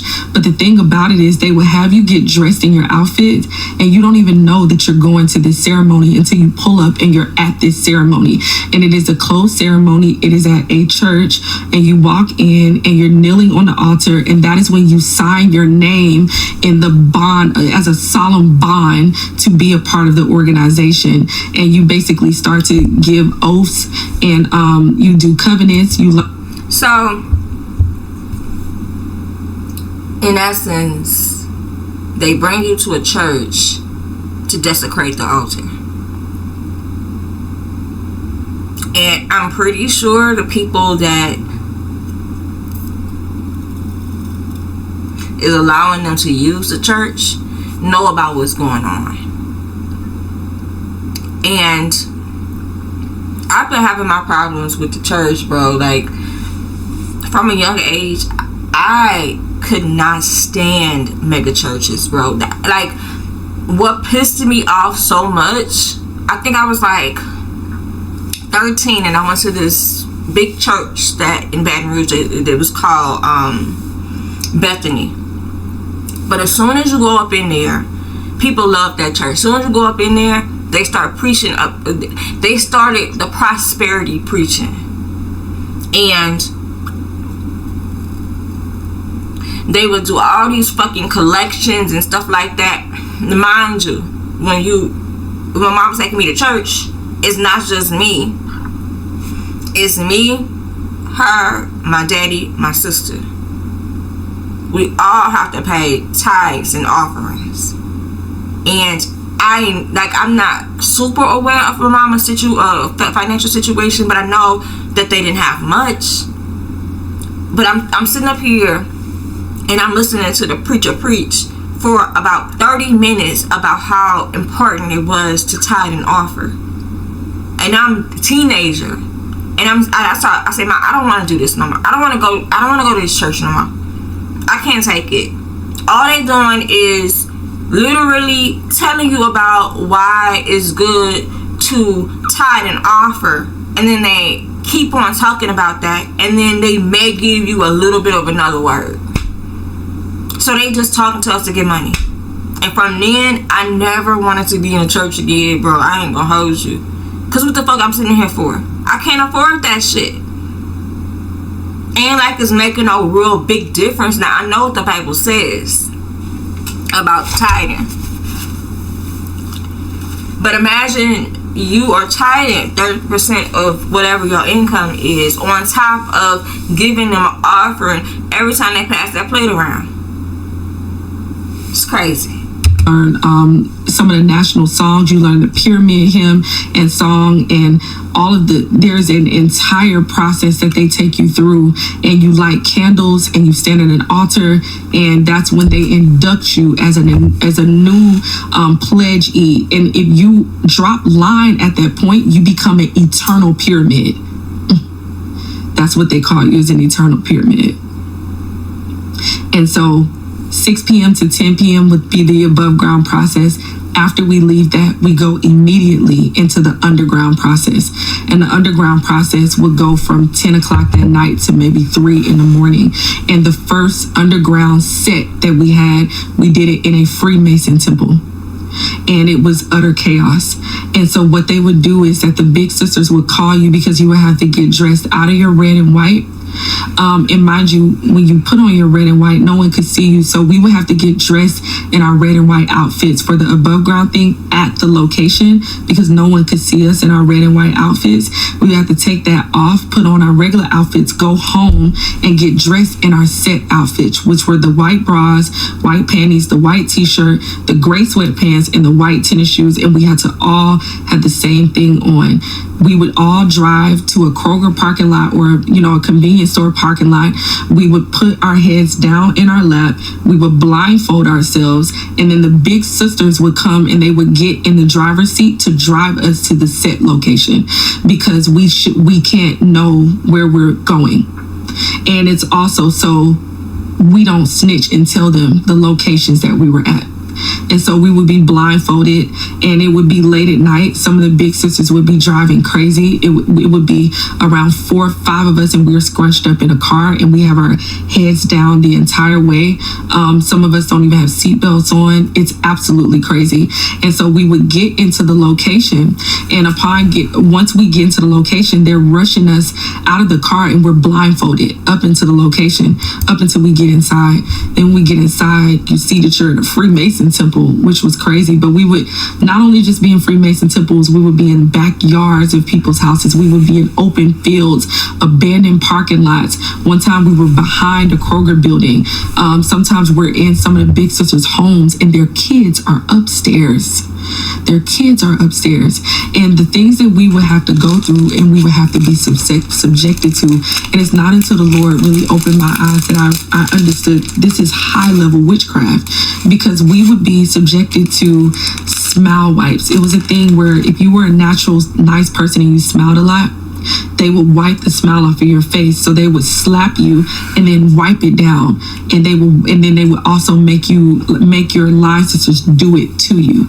And that was the thing. Like, the way that they would operate that would keep you in line is, let's just say you were the one that had the bad attitude, and you were the one that was like, oh, I'm not going to take this. They're not going to, rough me up, and they're not going to do this to me. What they would do is they would take it out on the weakest person on the line, and they would sit there and make you watch it.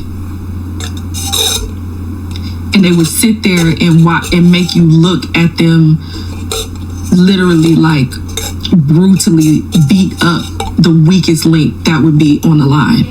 And what it would do is it would strike a fear or helplessness, in a sense, inside of that person, you know, that you can't help them. And because of your actions and your attitude, it's the reason why they're now suffering. It's some of the things that you see that they do in like the Illuminati with people's families, and, you know, and it's like, well, I know I'll do it in their place, but it's like they would literally, you know, okay, that's fine. If you're not going to do it, we're going to threaten this person. And that is the same tactics that would be used when we were online. They would do smile wipes. They would, you know, it would be pushing. It would be shoving. It would be bullying. And it's like, oh, gosh, I'm just trying not to get emotional.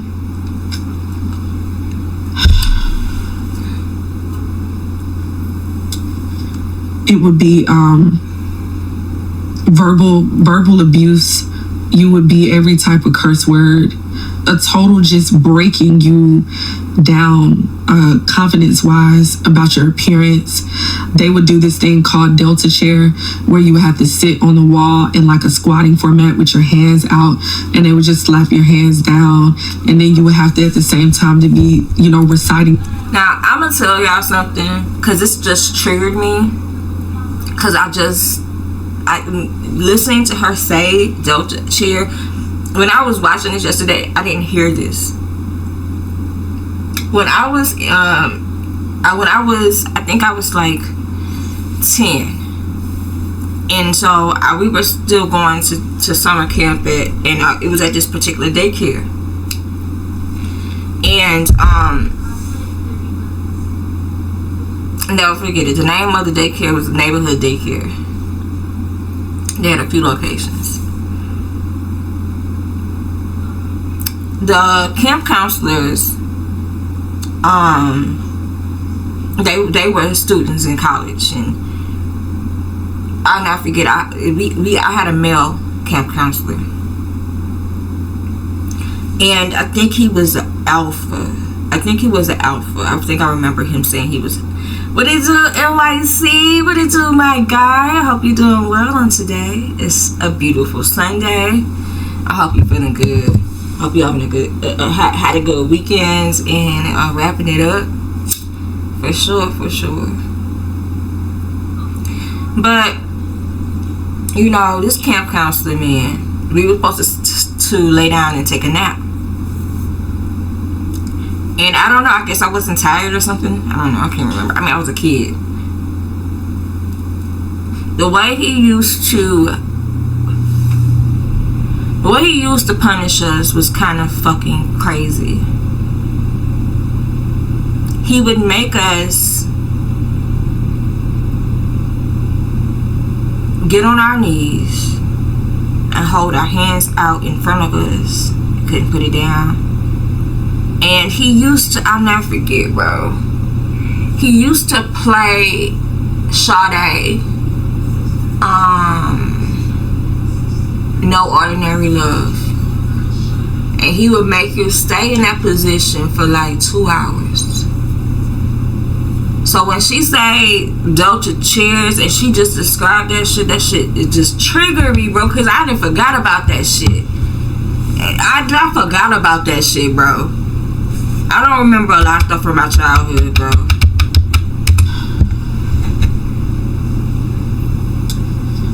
It would be verbal abuse.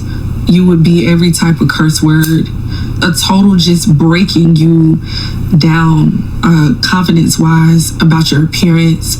They would do this thing called Delta chair, where you would have to sit on the wall in like a squatting format with your hands out, and they would just slap your hands down, and then you would have to at the same time to be, you know, reciting the information. But if the big sisters are not pleased with how you did it, you know, they'll just be pouring water in your face, and I'm talking about taking cups of water and just slamming it in your face. On top of that, we couldn't have water to drink. We couldn't have anything to eat. Half of us were dehydrated. And what they would do is they would put peanut butter in your mouth, while you're trying to recite the information, all while having dry mouth, and you're about to like gag, and if you threw up, you would have to catch it in your shirt, and you couldn't watch your shirt. You would have to, if you're, oh gosh, thank you, Jesus. If you're getting tired or you're like sliding down the wall, somebody would have to get underneath you, you know, to try to hold you up. But then they would like beat that person up for helping you, you know, and then they would do this thing called Delta TV.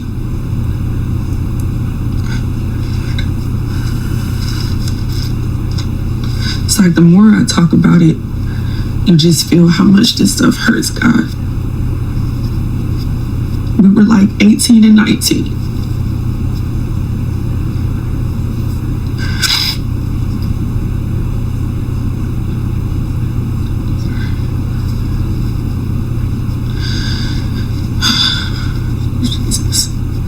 We would have to do this thing called Delta TV.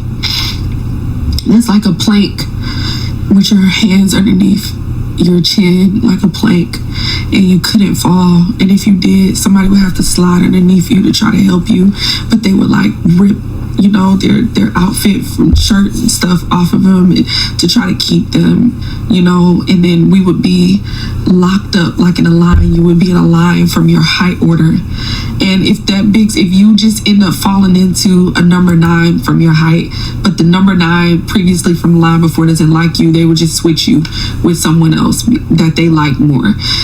So it's a lot of favoritism and things of that sort. If you were a legacy, meaning that you have people that were in the organization, like your mom, if you were a legacy, you had people in the organization that were, you know, before you, those would be people that would get it the worst, you know.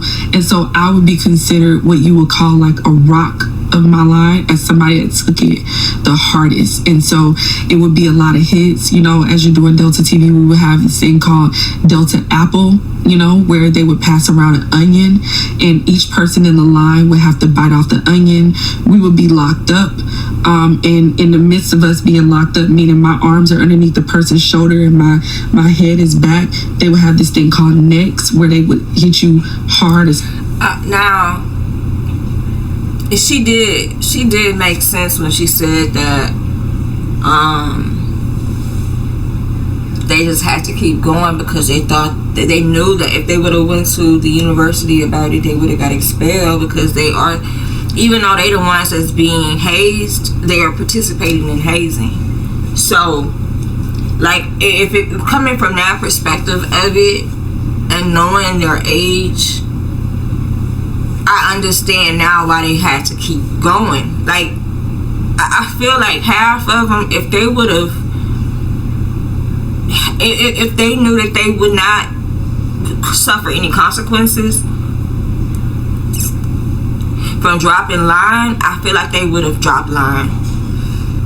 But because you got these people, they basically is showing you this video saying that what all could happen from hazing, including jail time. You giving them that while you're actively hazing them. So you're hazing them while you got them watching the fucking video about hazing. And now, because you have already been in this shit for 2 days now, you kind of fucking stuck. I mean, what child is gonna go to their parents and tell their parents that they got expelled out of school because they allowed themselves to be hazed? Unless you're a legacy. If you're a legacy, then like your parent would know, you know what I'm saying? But at that point, it won't even matter, because if you're a legacy, they mean they went through the process too, and they're not gonna let you get off line because you feel like they hazing you too hard. So it's like it's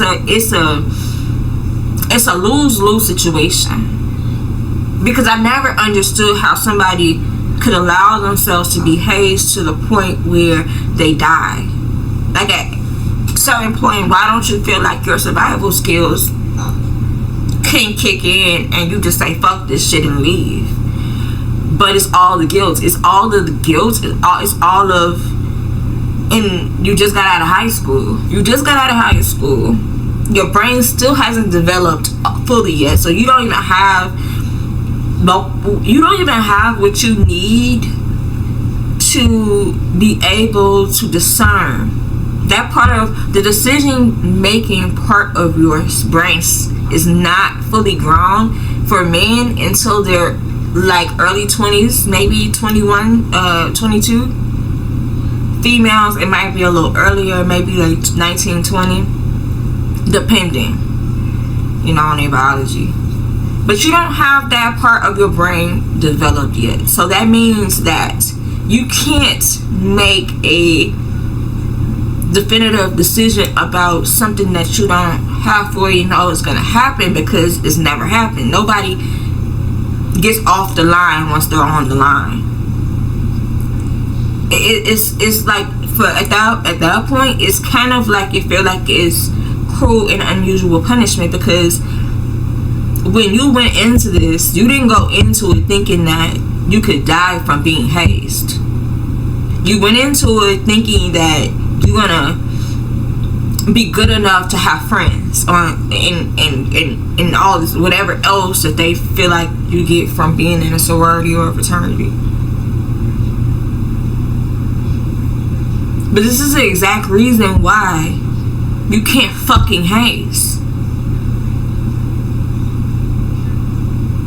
It's just, it's so predatory, bro.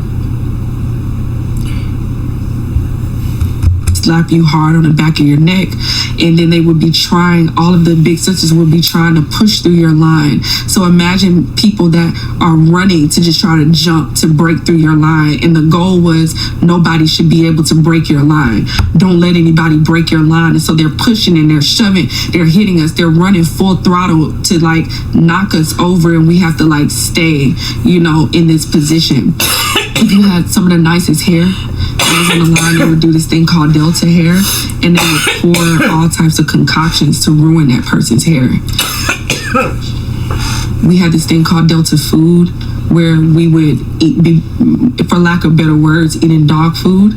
It would be a concoction of dog food, hot sauce, egg, mayo, and all of us would have to, on all fours, scarf it up, and then if we threw it up, we would have to catch it in our shirts, and we weren't even allowed as well to wash those same shirts. We would have to wear that same outfit every single night to set. And then we would have ritual nights in the underground process, because we have rituals in the above ground process, but we also have rituals at night. With the underground process, you would come into the room, and be a dark room. It would be red lit candle and an altar that's there. You would have to kneel before the altar, and on ritual nights we would always take wood, and taking wood would basically be you getting in a squat like position with your arms out and your butt is sticking out, and they're basically like hitting you with a paddle. And they would basically go and get these paddles like made at a wood shop, and then they would duct tape the handle, and they would just go rounds and rounds and rounds and rounds until, they would just be practicing on you. And there was sometimes where the paddles would miss the person's butt, and it would hit the back of one of your line sisters, and one of my line sisters got very hurt by that, and we had to take her to the hospital. And if you have to go to the hospital, they'll drop you off, and the story has to be that you're practicing for a step show and you don't know them, and they would quite literally wipe your phone or make you delete your phone, and they just would ghost you like they don't even know you if you got hurt, if you get hurt.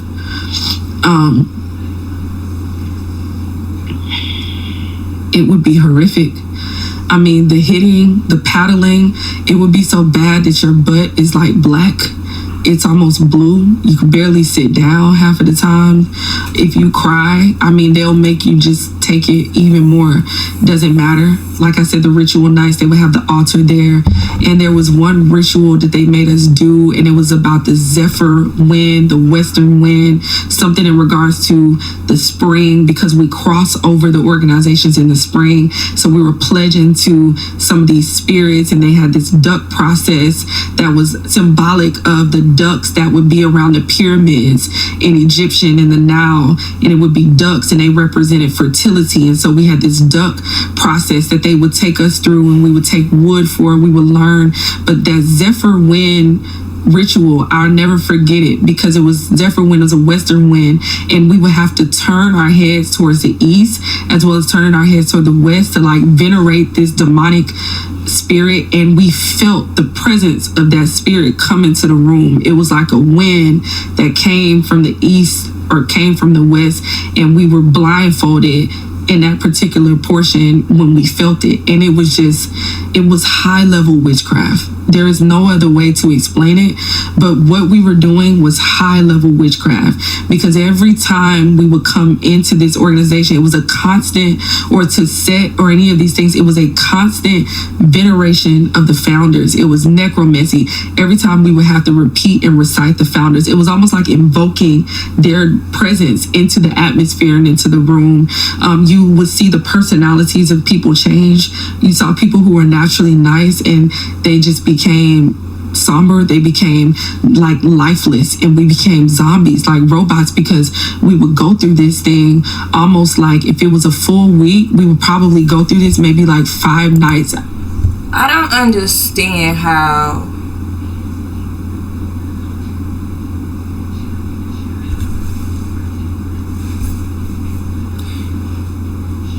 you a parent to somebody. You've been through this shit. You went through this shit, right? So why would you allow your child to go through that shit? Like, I don't like, that's not something that if out of the week, and it was repetitive, and we aren't sleeping, we are not eating, some of us are getting sick because they would give us like one small cup of water that the entire line would have to drink out of. People were getting sick behind one another because of that. I mean, the concoctions of food, the things that they were giving us to eat, I mean, the stuff that they were doing to our bodies, the bruises that we had, I mean, the psychological things that we would go through, throughout the day, having to run errands. And I mean, half of us were broke. We're going into debt. We didn't have any money. It was high level perverted honor too. We would have to come in there and fix them dinner, and we would have to sit there and watch the big sisters eat. And it would always be like red and white stuff. So it's like spaghetti, we would have to sit there and watch them eat it while we're just sitting there and we're starving, and then like some dogs, maybe they would like throw us like a roll that all of us would have to share on the entire line. And it was just huge humiliation rituals, and if the big sisters were not pleased, like if some of us didn't know the knowledge that night, it would be things like we have to write like a 10-page paper on how I'm not smart and I can't retain information. If they found out that you shared they would call you and ask you a question, and then the next thing you'll get another call on the other line. Why would you share that information to that big sister? Then you would have to write a 9-page paper on what it means to be discreet. It would be constant fear tactics, bullying, manipulation, mind control, and you are running off of no sleep. Okay, no sleep. And so we're like zombies. I mean, it's like honestly fasting. It's like a demonic form of fasting, and we're like zombies. And then now we're into the above ground process where we're doing high level rituals. And so we're coming into the above ground process, and we have the pyramid induction that I explained to you that we had to learn. We had songs that we were only allowed to sing privately that we can't sing publicly. And those are songs like our national hymn, and Delta had a national prayer, all of these things. And so in the national prayer, it's like, join hands in Delta's chain and let us honor her precious name. Amen. And it would be the national hymn is, Delta, with glowing hearts we praise thee, for the strength thy love bestows, for the glowing grace of thy sisterhood and the power that from it flows, keeping us a strong endeavor and keep our souls to rapture rays. Delta lights the flame and ever warms our heart, her bond to praise. Delta Sigma Theta, we rejoice in thee. Delta Sigma Theta, we pledge thee loyalty, devoted to truth, a bond of our youth that keeps our hearts clean and pure to the end. And the reason that they don't want you to sing those songs publicly, because there are many members of these organizations in churches, and they know that if you were to start singing half of these songs, that people would look at you and say, this is only honor that we should be giving to God. But then on top of that, I'm bonding myself and I'm yoking myself with people, and I'm not even a believer. I'm not even a believer. I was so much of an unbeliever that when we would have Delta Week, you know, after we crossed over, which I'm not getting to that fully yet when we cross over, we would have all this debauchery, party and events, but then on Sunday we would hold a worship night at the church. You know, and I was so much of an unbeliever that I would never go to the church events. And I'm yoking myself and I'm bonding myself with all of these people that are saying that they're Christians, and I'm not a Christian at all. And I was very vocal about not being a Christian, you know. And so we're learning all of these songs, you know. We're learning a pyramid hymn that says, far in the distance is the goal for which we strive. Laboring ever, may we all arrive to the golden splendor in which every heart doth yearn. We will pledge our honor, seeking more to learn, not knowing that the golden splendor is a whole demonic statue of Minerva, Pallas Athena. And it's an erected statue called the Golden Splendor that is currently right now in Athens, in Greece, which is named after Athena. They have that same statue that's erected in Nashville. And we're saying that even though we're not in front of this statue, right, we will take us to the Golden Splendor. You know, we'll have this altar in which our hearts doth yearn, and we will pledge our honor, seek. So, one of the things, I don't think she really mentions this on this particular version. She have a few interviews out there, but I think Aretha Franklin,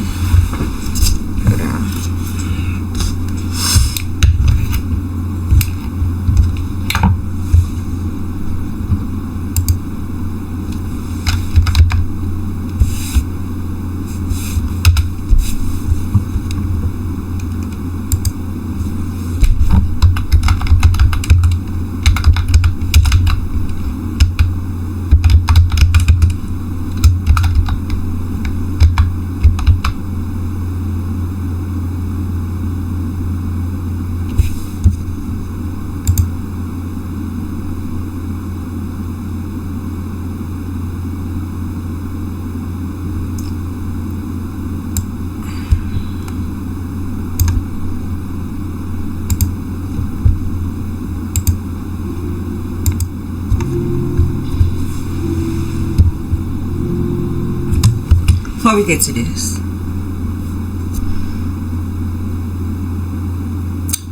she said that once you become a member in the sorority, at your weddings, you have to have this chant said. At the funerals, you have to have this chant said. And I remember it was big controversy with Aretha Franklin's family because of them doing that for her funeral. And that kind of made this real for me. At this point, when I see this, it made it real for me.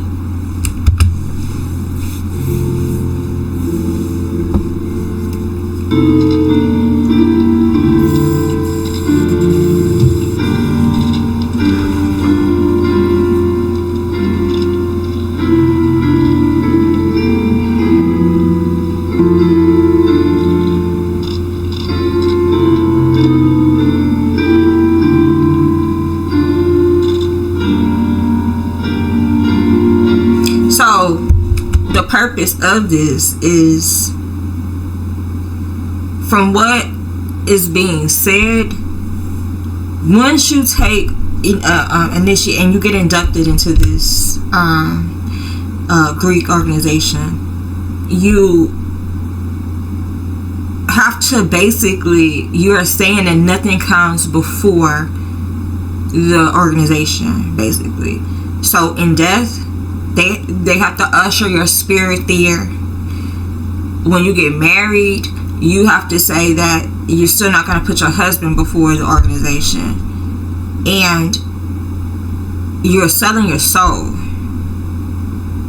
for whatever it is that you are supposed, like whatever your goal is to be in this organization. And when I seen this, I was like, nah, man, they not just talking. They not just talking.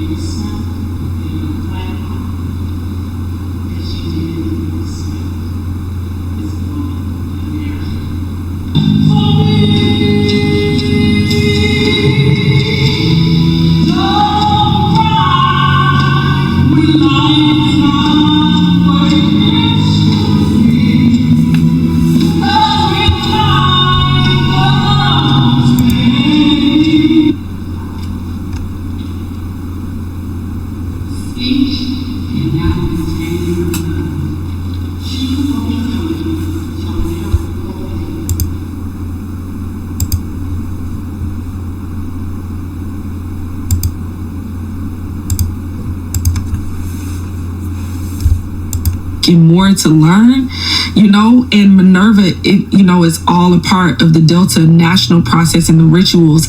As a matter of fact, when you bring over a line, when you pledge a line, you become a member of the Minerva circle. That is the pledge line to bring over the chapter. And on the crest of the organization, which is the crest, Minerva is at the top, looking down. And Minerva it says it is fitted that the attributes of Minerva be in the minds and the hearts of this organization. So every time we would come in, there would be an altar. There would be an altar at the underground process with a red candle, and that represent Minerva, because she was the spirit of wisdom that guided us into all wisdom. Delta is a huge proponent of feminism, so it was a feminine deity that they used as a figurehead of wisdom. And so every time we would come into, so a deity is just like a spirit.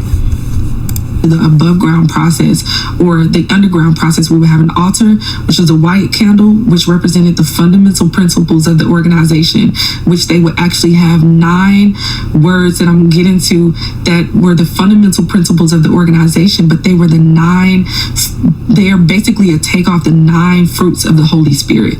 Okay, and then you would light the red candle, which represented the spirit of Minerva coming into the atmosphere. And so it doesn't matter if it's an initiation, it doesn't matter if it's a ritual. Even currently right now, if there are deltas that are going to chapter meetings, which they have every single month, and it's a chapter meeting where they come in from a graduate level, they have to light that white and that red candle to usher her spirit into the atmosphere for delta business to take place. And Melissa, with all of these different rituals that are happening, how long is this process? Yeah, so we got online in February and we crossed April 28th. So only like 2 months. Yes, all of this is happening in in too much, which I'm sure it's a lot for the person that's actually going through it. Oh, for sure. I want to give you room to share anything else that you want to share about that process, but I also would love to hear about the other side, because you also spent time being a part of the process of bringing people into that. Yeah. So you were one, a victim, and then you were also became a predator. Yeah. Tell us about whatever else you want to share there. Oh, very much so. So, the reason that I became knowledgeable about majority of the rituals that we did, because when you are a pledge, we don't know that we're getting ready to walk into a ritual or a ceremony. The way that it works is that you come in that night and you walk into a room. So let's just say it's the 9-day path to Delta. This is where we have jewel ceremonies. A jewel is basically, it's Delta, Sigma, Theta. In the Sigma, they will have 9 candles in the Sigma that represent the 9 jewels, which are the cardinal virtues of the sorority. And those 9 words were all a blasphemous take off of the 9 fruits of the Holy Spirit. So every single day that we will come into the 9-day path to Delta or the jewel ceremonies, we would do a ritual to each of those words. Okay, and it says that air, fire, water, okay, and earth, we would do an air, fire, water, or earth ritual. Okay, and so in our ritual books that I know now, because I brought over other lines, there is a place that talks about the elements of a person, and these witchcraft terms. If the physical body, is like water, the emotional self is like air, and so we would do all of these New Age style rituals because a lot of this was syncretism, and so we would basically on the day of compassion, it would either be like an air ritual, on a day of temperance, and then it would be fidelity. All of these different words that you look at and you think these are great words, but we do rituals to them. So as a pledge, you walk into the room, it's a dark room, and this is on the national process, and the members are standing in white and red robes. They're in robes, okay, like robes of what you would see in a church. And then when you walk in, there's music that's playing, because they have a person who is designated over the music. She is called the keeper of the muses and graces. Muses and graces are 9 demonic Greek deities that were sent to care for deities like Apollo, Minerva, and their whole job was to bring festive and like musical elements to worship the deity. They're like the little small things that you look at are called fairies. Those are muses and graces. So here we are saying we're the keeper of the muses and graces. All of these things are very well thought out, and you come in, and so there's an atmosphere that is set, with the candles lit, all of the things, and you come in there, and we had a ritual where there were 4 mats on the ground, and on the mats they had dirt sprinkled on each of the mats of the 4 mat, and we had to take off our shoes and our socks, and barefoot we had to stand on the mat that represented sacred earth and sacred ground. And when I gave my life to Jesus, he said, he brought me back to when Moses had to take his shoes off and step on holy ground. And I'm sitting here seeing all of these blasphemous things that we're doing, that we're kind of doing as depictions of, man, this is Christian, and it's not Christian at all. And when we step on the mats, we say, I step on this mat in a symbolic stance of Mother Africa and Mother Earth. And then you step onto the next mat, and as you're stepping on those mats, they just have a bulletin board, and it's a prompter card, and you have to read it, and then they rush you to the next thing. And so I want you to imagine at this time, no sleep, no food, I can barely even think. We don't care. We want to get through this. We want to get through this, almost so much to the point, if it was not for the Holy Spirit to bring this back, I didn't remember any of this stuff when I got offline. I don't remember any of it. I didn't remember any of it. It was as if my memory was washed, because every time we come in, we stand up like zombies and say, Delta Sigma Theta is a lifetime commitment. We stand up like zombies and we light those candles, and we say things on the ritual saying, I invite in myself a new life force, which is Delta Sigma Theta. We have this water in these basins that are standing in front of us, and we say we wash our hands in this pure distilled water. We rid ourselves of all negative energy. We invite in ourselves feelings of joy, of peace, these feelings that make me happiness. Wow, as I'm washing my hands in this, I say I am refreshed, I'm renewed, I am reborn. We would have to stand up and we say, behold the torch of wisdom, every time they would light the candles. And so we're literally doing spells over ourselves, all to get to the final day. And we read this poem called a Spanish proverb, and this is a take-home assignment that we have to read, and it's talking about the duality of this angel coming down saying, if you want fame or if you want this, there's a price to pay for that. And it's a poem literally telling us to sell our soul, to sell our soul. And then we go into this final ritual, which is not the final ritual for the 9-day path, because we did multiple rituals. We did multiple. It wasn't just we have one initiation ceremony. It was an entire process.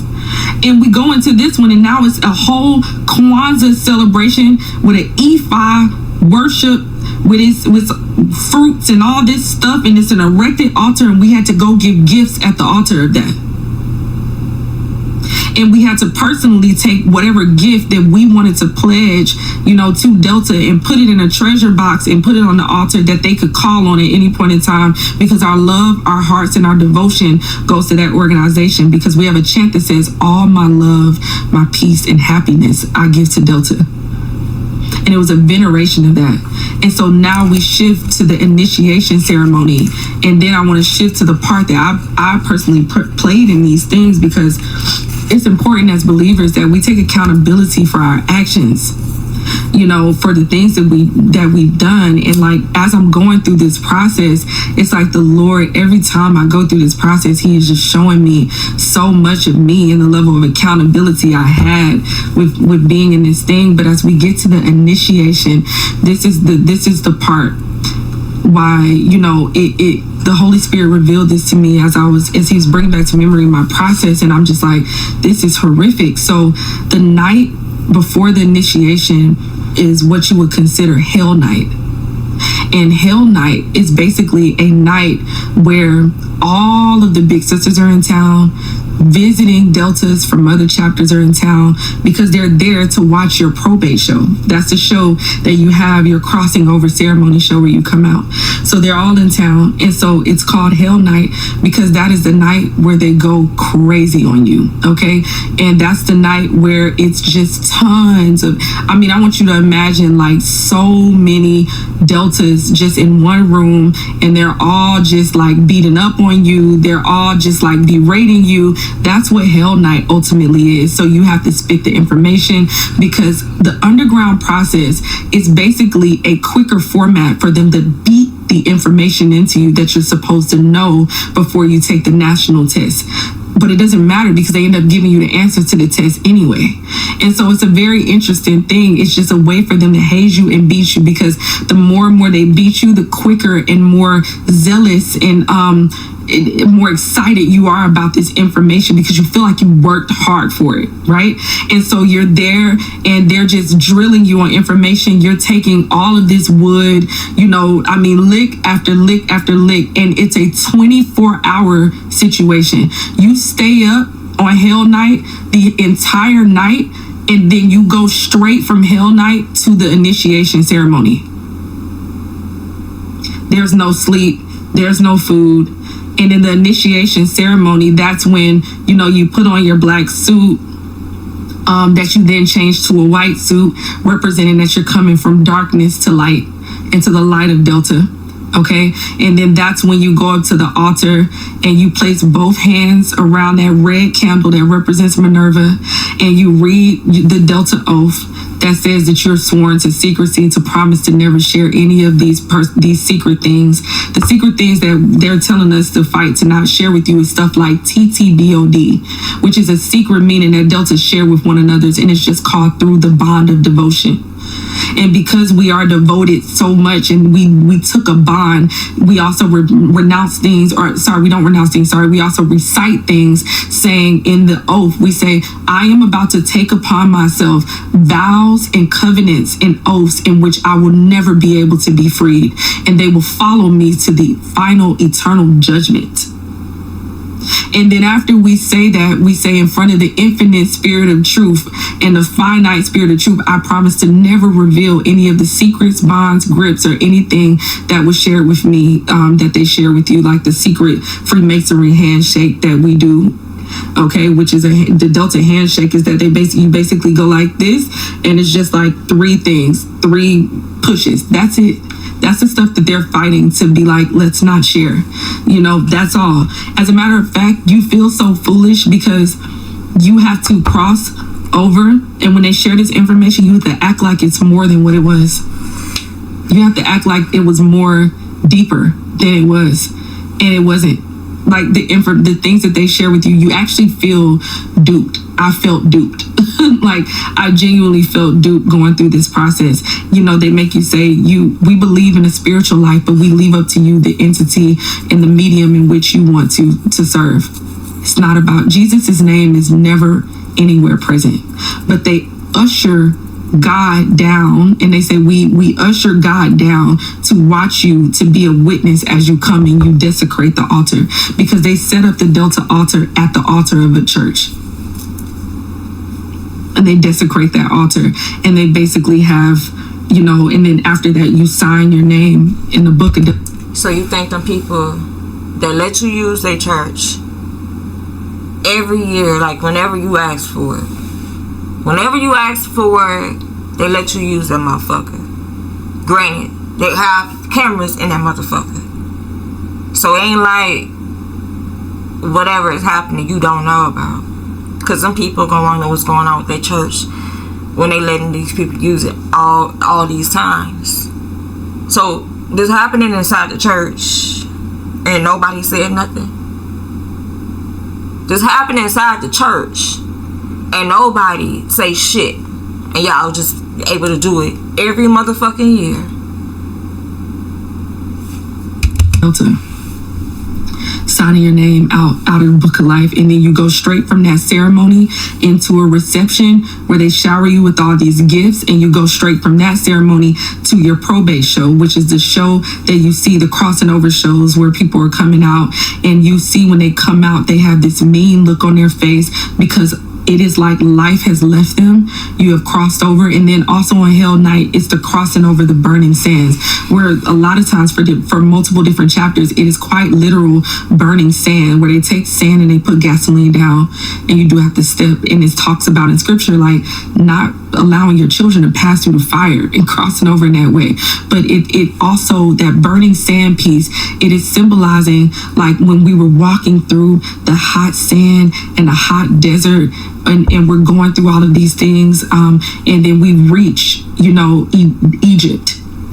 We reach this Eastern knowledge, this Eastern mysticism. And so, Lord, after you go through the probate, I can tell you that my life transformed after I took those oaths. I turned into a different person. And I was already an unbeliever. I became promiscuous. I became a bully. Right directly after that, I had 2 abortions. I became a greed person, full of vanity, so cold, full of pride, full of arrogance. I felt that I was a little god on campus, and I literally got that attention when I was on campus, because everything you sold your soul for to be these little gods on campus. And that's why every year for homecoming, we would be back on campus so we can get that same level of honor and be worshipped like little gods on that campus, because that's what we went through all of that for. We went through all of that for that, and I got it. And I got all of the attention, the popularity, all of the things. And all of that is what drove me to meeting Jesus in a jail cell. all of that arrogance, that pride, thinking that I deserved an entitlement, all of the things that I wanted in life. And it drove me, all those lusts, those passions and desires, it drove me dead into meeting Jesus in a jail cell after going after all of my desires. But before I get to that piece, which I've already shared in my first part of my testimony, after I crossed in 07, I was a part of bringing over 4 lines of young women. I made disciples for Satan. Do you know around how many women that involves when you say 4 lines? It was 30 plus each line. Wow. So it was the spring 120. Yeah, spring 08, spring 10. There was a spring 12 line and a spring 16 line. And I'm an adult coming back for a spring 16 line. I'm an adult. And I was a DP, a Dean of Pleasures, over 2 of those lines. Quite a few of those girls wanted to be Deltas just because of me. And I groomed them. I remember looking at some of their parents' faces that I met when they would come down, and I was like, man, we're going to take great care of your daughter. And I was one of the main people that was harming them in the underground process. I was one of the main people that you want to talk about berating them. I mean, I turned into twice a child of hell towards them. Okay, giving them wood. You know, I did the same thing, making them buy me stuff. And what's even worse is my manipulation was so wicked, because I would play nice cop, good cop. So I would take them out to eat, but then I would turn around and I would flip the switch on them that night. I would flip the switch on, act like I was really nice. I was a really caring big sister that loved them. And then I would turn around at night and I would turn into a literal demon on those girls, literal demon on them. And I'm shocked, and it's nothing but Jesus that he spared my life, because some of them could have lost their life. A lot of them were sleep deprived. They were exhausted. We had them driving at all times of night, driving at all times of day, spending their money on us, coming up with all these chants and all of these different things that they needed to say and they needed to do. I came up with new chants for the organization. I mean, it says that you're an inventor of wicked things. Like, I came up with new chants, you know, and I quite literally turned around and abused 18 and 19-year-old girls as an adult. And when you say as an adult, I'm assuming this is after you left. And how old were you what was the time frame? 2016 was the year that I met Jesus in a jail cell. Okay, and this was like July 2016. We had just crossed the line over in May of 2016. And you were initiated in 2007. 2007. So I had to have been in 2016, maybe 29, maybe 28, 29. And I was an adult, and I was in New York, making them email me and write me papers online about discretion, writing me paper on how they're incompetent, making them on the phone, like, sit there and haze them through the phone. I was traveling back and forth back to Savannah State as an adult, pledging young girls, hazing them, brutally beating them with no remorse. And it broke my heart when I gave my life to Jesus, because when I had that encounter with him. Well, let's talk about that, Melissa. For those who haven't heard the first testimony video that we did, which we'll link it in the description box so that they can go watch that entire thing. But talk to us about that rock bottom that you reached, and then talk to us about the process of you now being here, and why share all of this stuff, why expose it when you made all of these vows, and we know that there's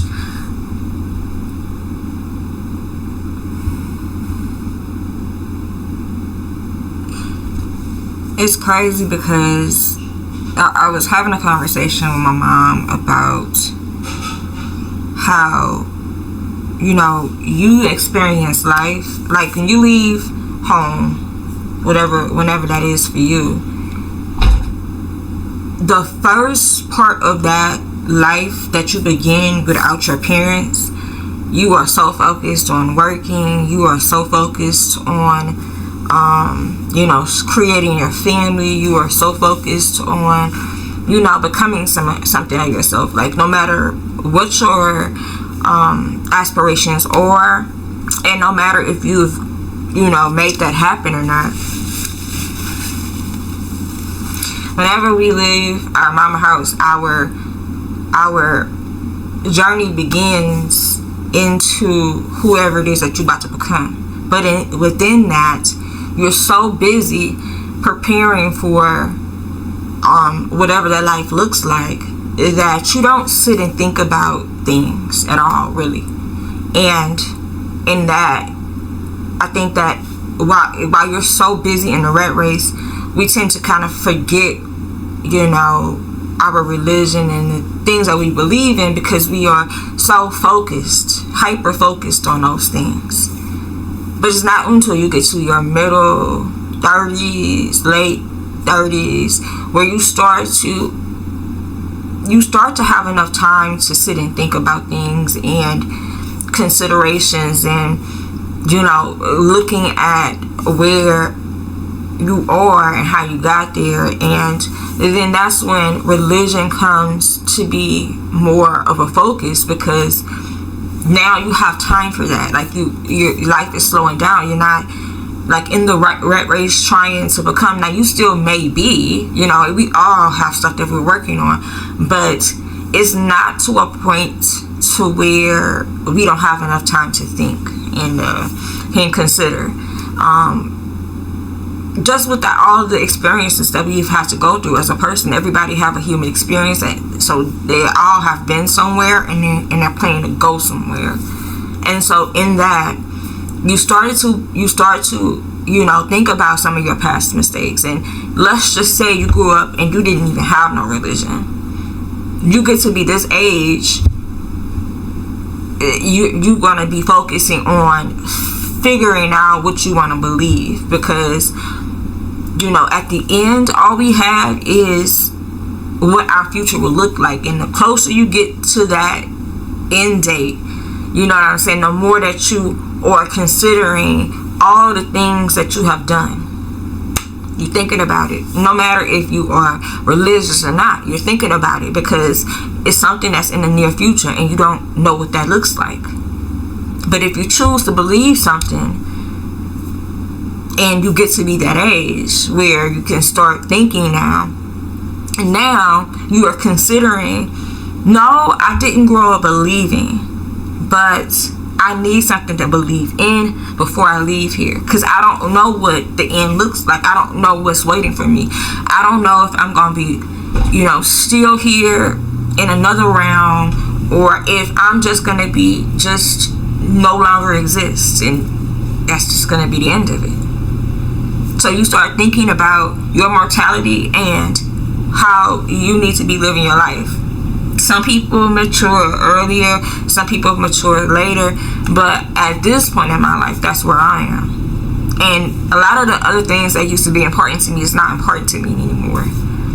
But with this, she had to have experienced all this, and I'm pretty sure after that 2 months on her sophomore year, and when she went on with her life, she wasn't thinking about what that was, because that was just a 2-month thing that she had to deal with.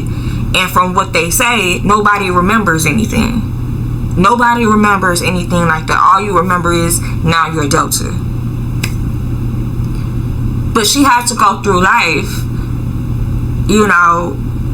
not really thinking that the stuff that is happening to her, like, she may, she get into trouble, or all these other bad things that can, that go wrong that people don't really talk about, because it's not really nobody's business. You're not thinking back to that, what you used to do to all them other people is now a reason why all of this stuff is happening. But if you believe in something and you come to that part in your life where you're thinking about it, now you're adding up all the pieces, and then you come up with the decision. This is probably why I'm suffering this now.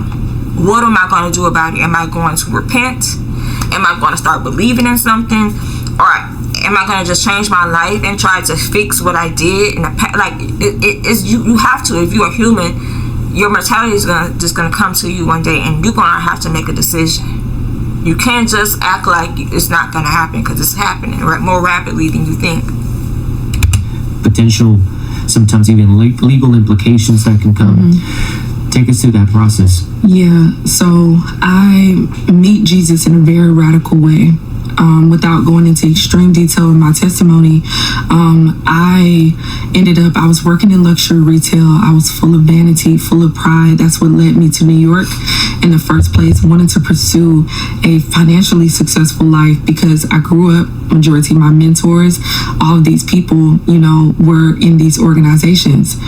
I ended up working at a luxury retail boutique where I was selling Rolex, and I wasn't doing as good in my sales in New York as I was doing in Atlanta. And these two guys, they came in to commit credit card fraud. They wanted to buy watches with fake credit cards, and at that point I was so desperate for a sale, I did not care, and I knew that what I was doing was wrong. I knew it, and I still, at this time in my life, had not given my life to Jesus. I was still an unbeliever, so much to the point that if someone wanted to invite me to church, if a friend wanted to talk to me about Jesus, I would literally ghost that person. I would stop talking to them. I was a hater of God. I was a hater of Christians, and at the time, that drove me to that dead end. To when those guys came in and committed credit card fraud, it ended up having me be fired from that job because they caught it, and then the police ended up dragging me out of that store, and it ended up sending me to jail, and I had to go turn myself in, and they were charging me for second-degree grand larceny, which is theft over $100,000. They were trying to tie me basically together with a ring, like a theft ring with these guys. I didn't know any of the additional stuff they were doing around the city, but apparently they had been, stealing around the city. But this particular thing is how I met the Lord, because this situation, I tried to take my life when this particular thing happened, because everything in my life was about my image. It was about my pride, and I felt like my life was over with this choice and this decision that I made. And on the day that I ended up turning myself in and I get into the jail cell, it was such a supernatural day, because Jesus comes into the jail cell. And this is so important for my story, because when he comes into the jail cell, first of all, I was so much of an unbeliever. I don't even know how I knew him or knew that it was him, but I knew that it was him. And I fall to my face and I'm at his feet, and it was like a bright white light that came into the cell, and it wrecks me to this day. The first thing that he did was he started to show me, a projector screen comes down, and he starts to show me all of the things and the simple things that I did throughout my life. And a part of some of the things that he showed me was the stuff that I did to these young girls online. He would show people leaving and crying. He would show interactions that I had with people and them being hurt. He would show them being in pain and depressed. He would show the things that I said.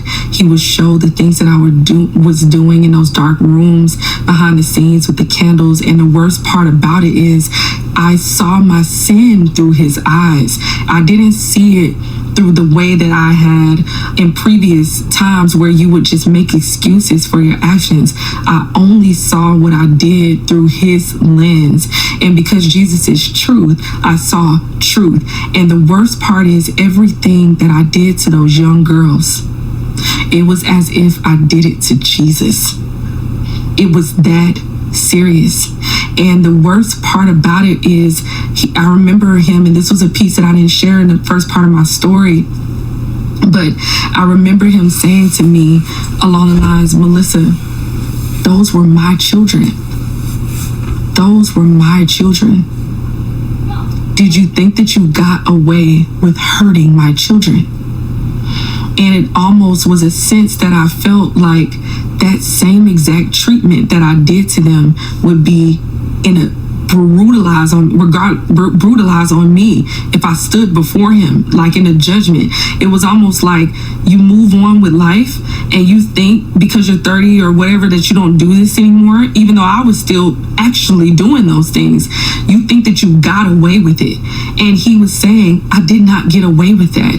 And it was that, and it was so many other things that I did that he was just showing me. I'm talking about sexual immorality, ways that I would bully girls, especially certain girls that did not make line. I would treat them horrific. And if I would on campus, just a bully. And then if I found that there were girls that you would meet at other schools, that did not pledge, we would bully them. We would take their paraphernalia. We would rip the car plate off of their car. We would not allow them to stroll or have any of the benefits of being a Delta. I mean, I was a bully. I was a full-fledged wicked bully. And the Lord showed me the extent of my sin. And he showed me those girls like eating dog food. And he showed me the way that I treated his children. And he said that these were my children. These were my children. Oh my gosh. And it broke me. It broke me because that accountability is so necessary. It was so necessary for me to understand repentance because it wasn't about everything that was done to me. My heart was breaking as I'm sharing my testimony because it was about the things that I did to others and what I was going to be held accountable for before God. He doesn't view those things as breaking somebody down to build them up. He doesn't view those things as mentorship. He doesn't view those things as sisterhood. He doesn't view those things as necessary for us to have friendships and relationships. It's abuse. It is high level abuse. And we're taking advantage of young people that have lesser knowledge than us. And that is wicked in itself. That's what he showed me. He was like, that's the first crime committed, is when like you take advantage of something that has lesser knowledge. That's what Satan did, these fallen angels, and you fall after that because you're taking advantage of these young girls that had lesser knowledge. They were teens, they were teenagers, and you're supposed to be someone that's supposed to be in a Titus 2 way, like leading them in righteousness and leading them in holiness and teaching them womanhood and teaching them what it means like to follow Jesus. And you're teaching them demonic knowledge, demonic handshakes, demonic gestures, oaths and rituals and vows. And then on top of that, you're telling them that it's Christian. You're telling them that this is Christian. And Jesus is saying to me, he was like, I took those stripes so you didn't have to do that. I was beaten so you didn't have to go through that. And he just was showing that to me. He was just showing that to me, just subjecting myself to all types of stuff, as opposed to me like seeking him. I wanted validation from the world. I wanted identity from the world. And he went through all of that humiliation so I didn't have to. And I was teaching girls that they had to go through that in order to be validated. They had to go through that in order to, be somebody and to be a woman and to have character built into them. And we didn't have to go through any of that. And what would that look like if you came to church and those would be the standards of what people had to go through to be a Christian?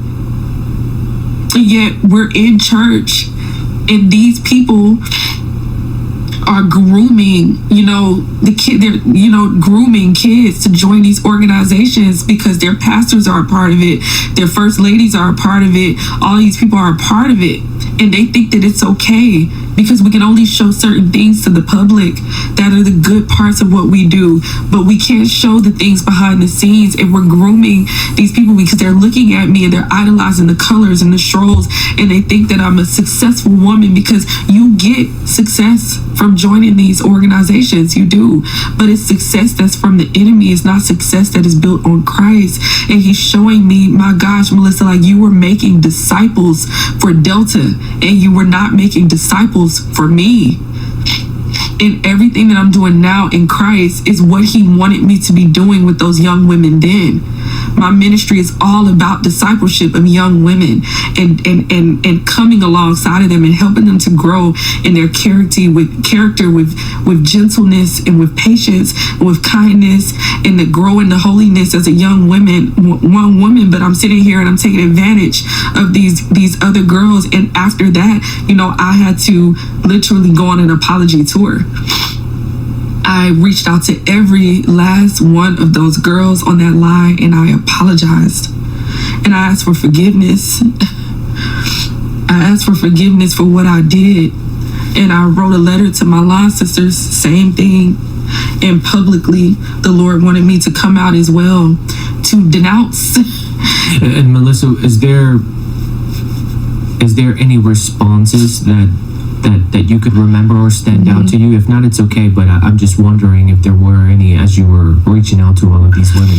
Yeah, I think with the younger girls that I had brought over who looked up to me, I think that was one of the saddest situations, because majority of them, if we can explain like Stockholm syndrome, majority of them, I mean, they didn't receive it well.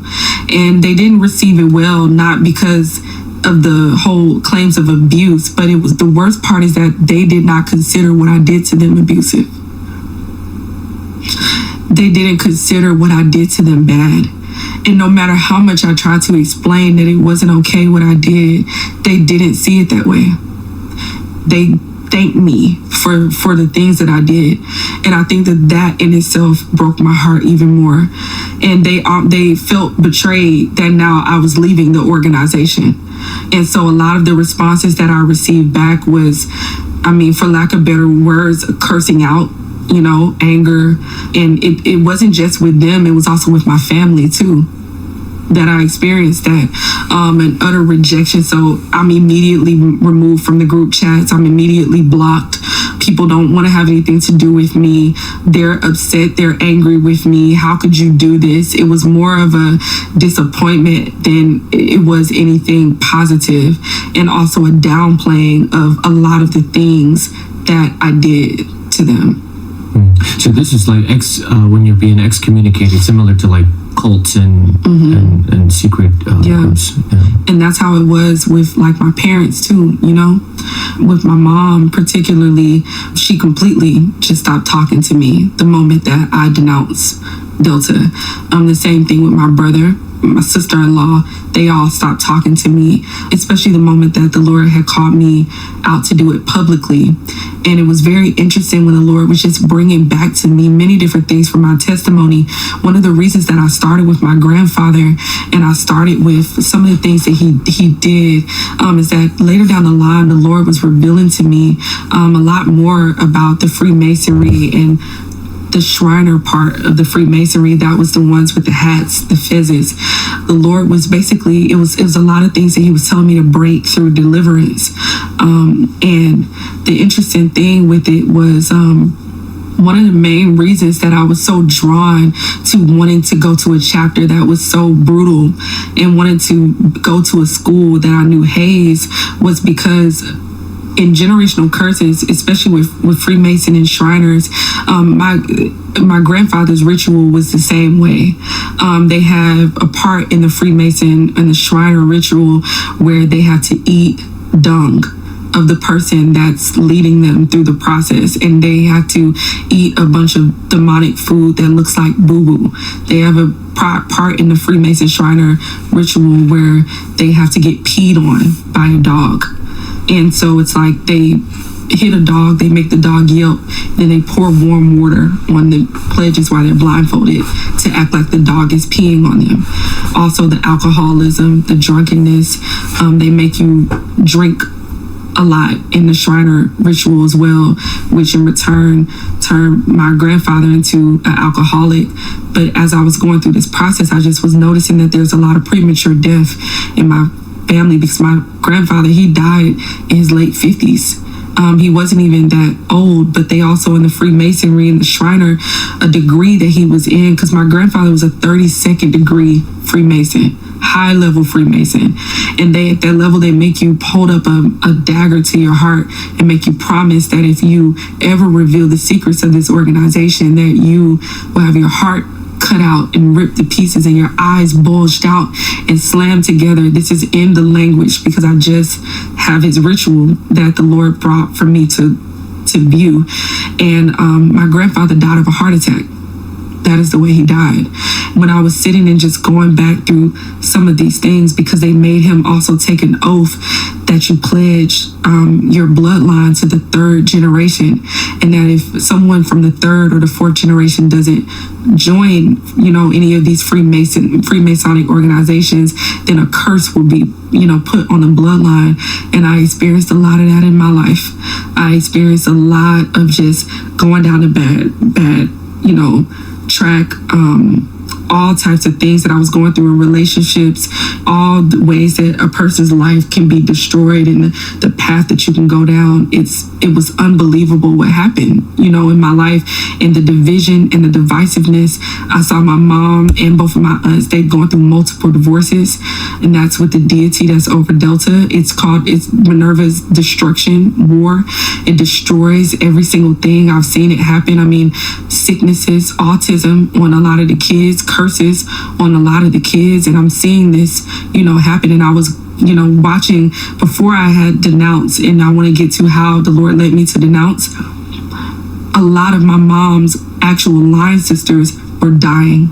I mean, dropping like flies.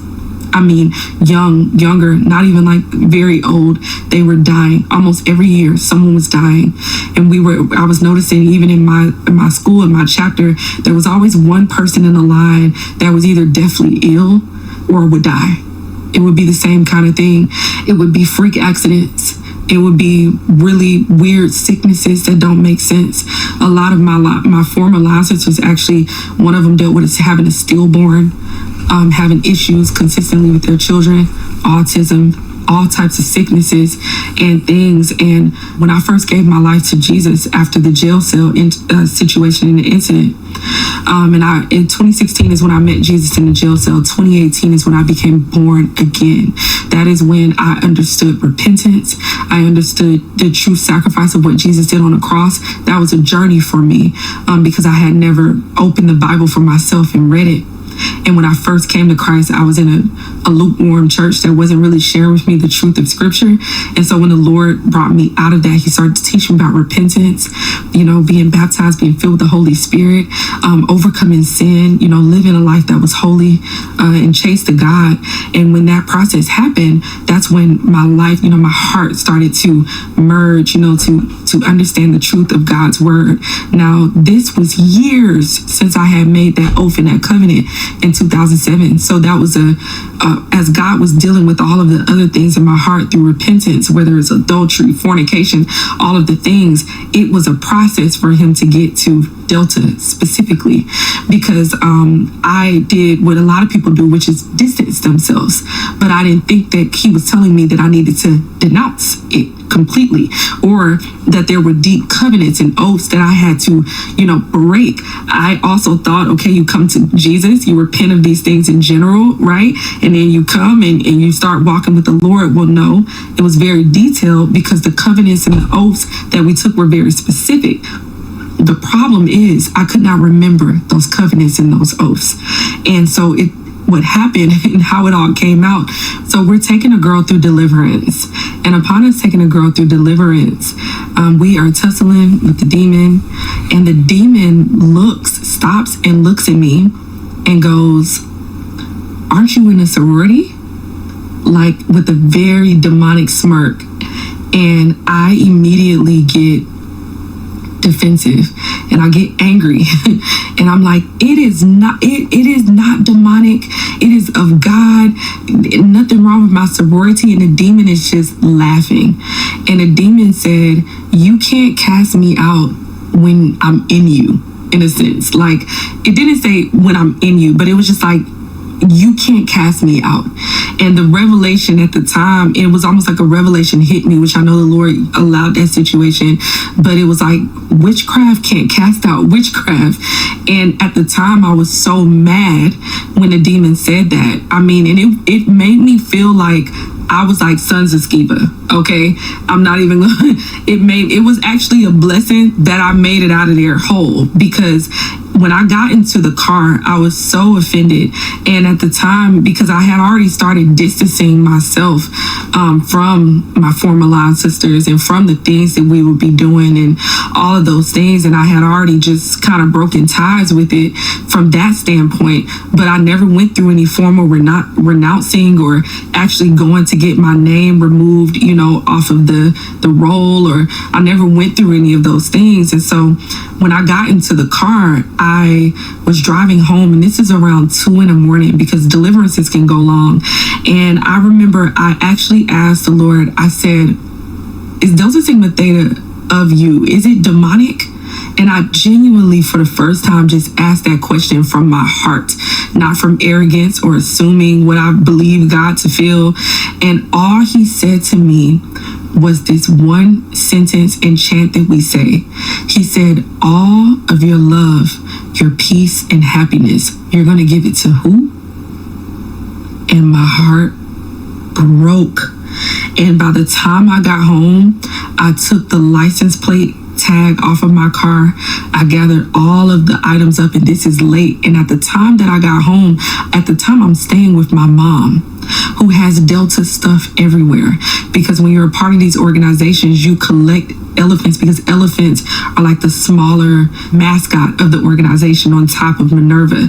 And so lots of people will have shrines of that in their home, you know, and it was Delta items everywhere. And I gather all of the items, and I take it out, I bag it up, I throw it in the trash immediately. It was 3 a.m. I couldn't burn it, but I would have burned it. I throw it in the trash immediately, and I get rid of all of those things, and I just weep.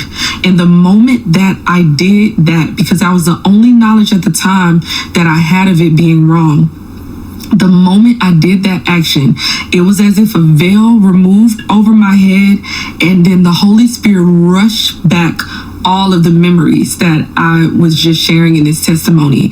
And so it was almost like blinders came off of my eyes, and it was almost, I could see clear, and I knew how bad that this thing was, and how God, thought that this was bad. And then he took me, because, I had a lot of these Delta items sprinkled throughout the places I lived. So I had some things at my mom's house, I had some things at my dad's house, and at my dad's house were the rituals and the books and all of the things I had online. And upon those rituals, that is when the Lord led me to go back there. And before throwing out the ritual completely, that is when I looked in the ritual, and that's where I saw the whole ritual of all of the things we went through, the jewel ceremonies, the pyramid induction, the initiations. And I'm reading those things, and I'm just weeping, and my heart is breaking. I'm just repenting before the Lord for all of the things that I took place in, because it's right there in the fine print in the rituals, and I never went back to go and read the rituals. And because you only really pull that ritual book out when you're taking over a line, and that's when you're a part of the national process. So I only took over one line, which was the spring 2008 line, when we were in college. But after college, you're not on campus, you're not a part of that process. So I was only involved with the underground after that, right? And so I never really went back to go and read the rituals and to see the oaths and the things that I took. And so I could not remember, because at this point we're talking about 12 years, post being in the organization. And so I couldn't remember, but all I know is after that, I took everything, I put it in a bag, I destroyed all of those items. And and we're talking about, it reminds me of the scripture in Acts where they all brought their witchcraft items out and they burned them in the streets. Where I was cutting up jackets, and we're talking about, honestly, close to $1,000 or more in paraphernalia items that were destroyed and demolished. Even old things that were handed down to me from my mom, older, like antique items, destroyed them and threw them in the trash can. And that started the process of me denouncing. But that was a renouncement that I did behind the scenes between me and the Lord. And I had to break the covenant. I had to break that vow and that oath. I had to repent before Jesus for the things that I said. I had to renounce that off of my life and come out of agreement.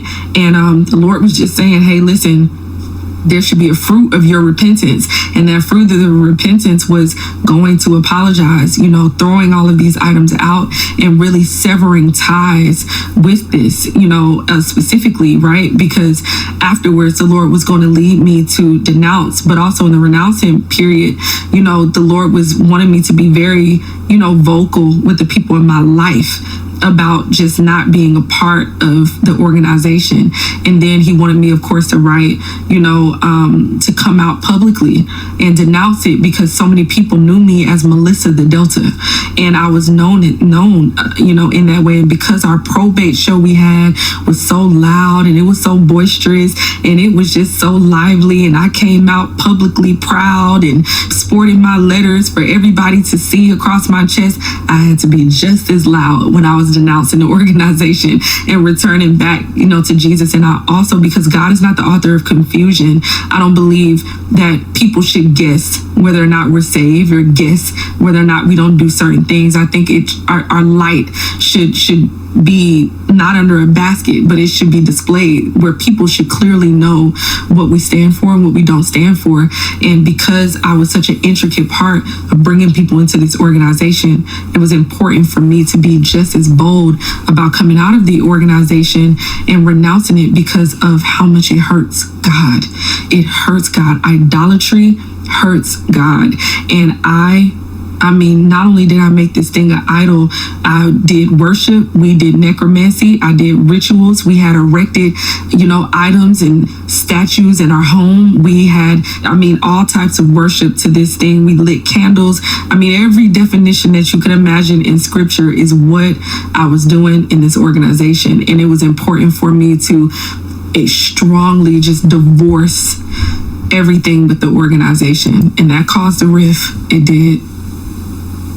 Melissa, considering everything that you've mentioned, how detailed you were and how you shared everything, for you specifically, why is it so important for you to boldly not only share the things that you're sharing, but also be so detailed in what you're sharing? Yeah, the devil is defeated by the blood of the Lamb and the word of our testimony. And our testimonies are not ours. And I think for me, it is very important when we share a testimony for us to be honest and for us to testify extremely highly about the things and the sin that God has called us out of, and I think it was very important for me particularly to testify about the level of how much Jesus saved me out of the deceptions and the things that I actually purported to be good, to be cultural, to be black, to be all of these things. And the Lord is demolishing our idea of what we desire and think is good, what we think is culture. And we now, when we become born again, we enter into a kingdom culture. And so it was so important when I shared my testimony, because people perish due to a lack of knowledge. And I know all of what it felt like to be deceived and to not remember the things that I took place in. And if I understand the severity of what will take place, whether we have a lack of knowledge or we have knowledge or we have a lack of it, if I understand that on the other side of that, this could mean someone's salvation by sitting in something that they deem as light when the Lord deems it to be abominable. This is a very serious infraction. And because I love the people that are in these organizations, because I love my family, because I love my former line sisters, I can't with good conscience watch them walk down a path of staying within these organizations and having done these things in ignorance, in which the devil tricked us almost in a sense with, I call it lipstick on a pig, where it's like he made these things seem like they were harmless, quite literally deceived us to make us think that because we were doing community service and we were doing all of these things on the surface, that these other things were light and they were just a rites of passage, when in essence these things were literally about to lead me to destruction. I can't, with that level of knowledge that God has given to me, not seek and desire to see other people to be saved and to come out of it, because deception is very scary, because it's blinding. And not only was I in deception, I was in pride, a beam in my eye. And he says, you got to remove that beam so you can now see clearly, to remove the speck. And there are many people that are in these organizations clearly or literally right now, and they do love God, and they're in ignorance. And there are many people in these organizations that they do want Jesus, and they're in ignorance. And God says, just like he told Moses in Exodus, to go and set my people free. And I do believe that because freedom comes through when we confess our sins, like one to another. And it says when you confess your sins before one another, there's healing that takes place. I believe with my vulnerability, with honesty, and with breaking the lid off of this secret stuff, that he says, listen, there's nothing secret in Christ. He says all that's hidden will be exposed. And that exposure is the grace of God. And I believe the more and more that I come out and I share my testimony, and I'm honest and I'm open and I'm sharing all of these specific details, not only does it break that covenant and that agreement of secrecy that we took in these organizations, it breaks it to Satan, but it also sets and unlocks that memory loss and the ignorance, and it breaks that off of the mind of believers. And I do believe because of that, now God can come and speak to the heart. And it's so important to do it at such a time as now, because these organizations, specifically with fraternities and sororities, they've existed for 100+ years, and majority of the founders of these organizations were Freemasons, high-level Freemasons. I know the people that were over Delta, particularly, they were helped by Frank Coleman, who was a member, or who was also one of the founders of Omega Psi Phi, and he's a 32nd degree Freemason.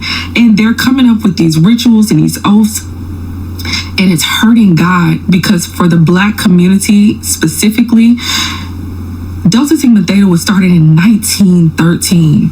We're talking about maybe the oldest fraternity, Black fraternity and sorority. We're talking 1906. We're talking about, we're 50 years removed from slavery. Only about 50 years removed from slavery. Now, one of the main reasons that we were led into slavery was because of witchcraft that was taking place, with our ancestors over in West Africa, all of these things. And now God, so graciously, through us giving our life to Jesus, the Christian abolitionist movement, where a lot of Harriet Tubman, many different people, these people were genuine Christians. Now, 50 years from that, we say, you know what? In 1906, 1913, where we can't even at that time drink out of a fountain, we can't even at that time walk down the street, we're going to go research Greek mythology, and we're going to join white Freemasonic institutions, and we're going to return back to these witchcraft practices, these same things that he came and he set us free from. It's hurtful, to God. And I know a lot of people, even like me, I grew up around it. It was normal. I was indoctrinated, and it's merged now with Black culture. It's merged. But the thing about these organizations that hurt God is that we give glory and honor to the organization. Even when we do community service, we do it in the name of the organization. Everything that we do is in the name of the organization. And if we wanted to do community service, if we wanted to have brotherhood and sisterhood, why could we not have done that in the church? Why? God has already given us an institution for that, right? And so the Lord wants to come, because these things he's tolerated for over 100 years, and he's saying enough. And now is the age of social media.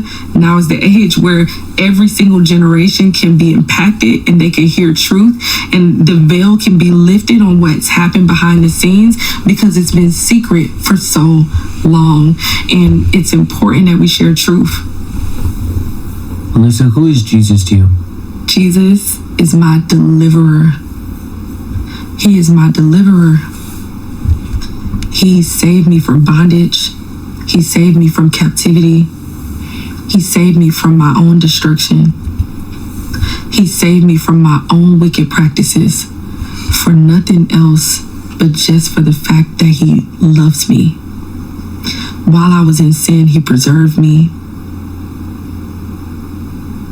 He saved my life when I did nothing for him, when I did witchcraft practices, when I persecuted his church, when I hurt his children.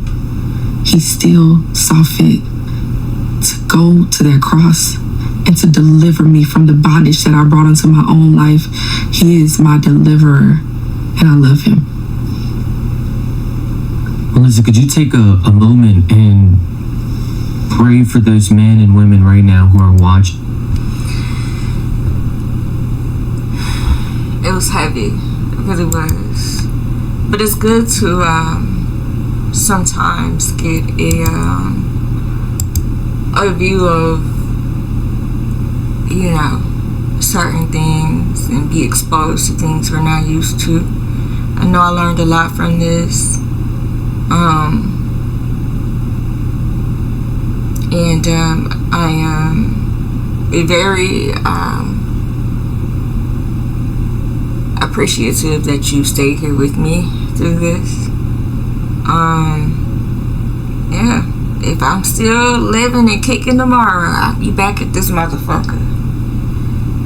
For sure, for sure. But in the meantime, in between time, thank you so much for being here with me. I appreciate you guys. I love you guys. Y'all be easy and stay dangerous, my nigga.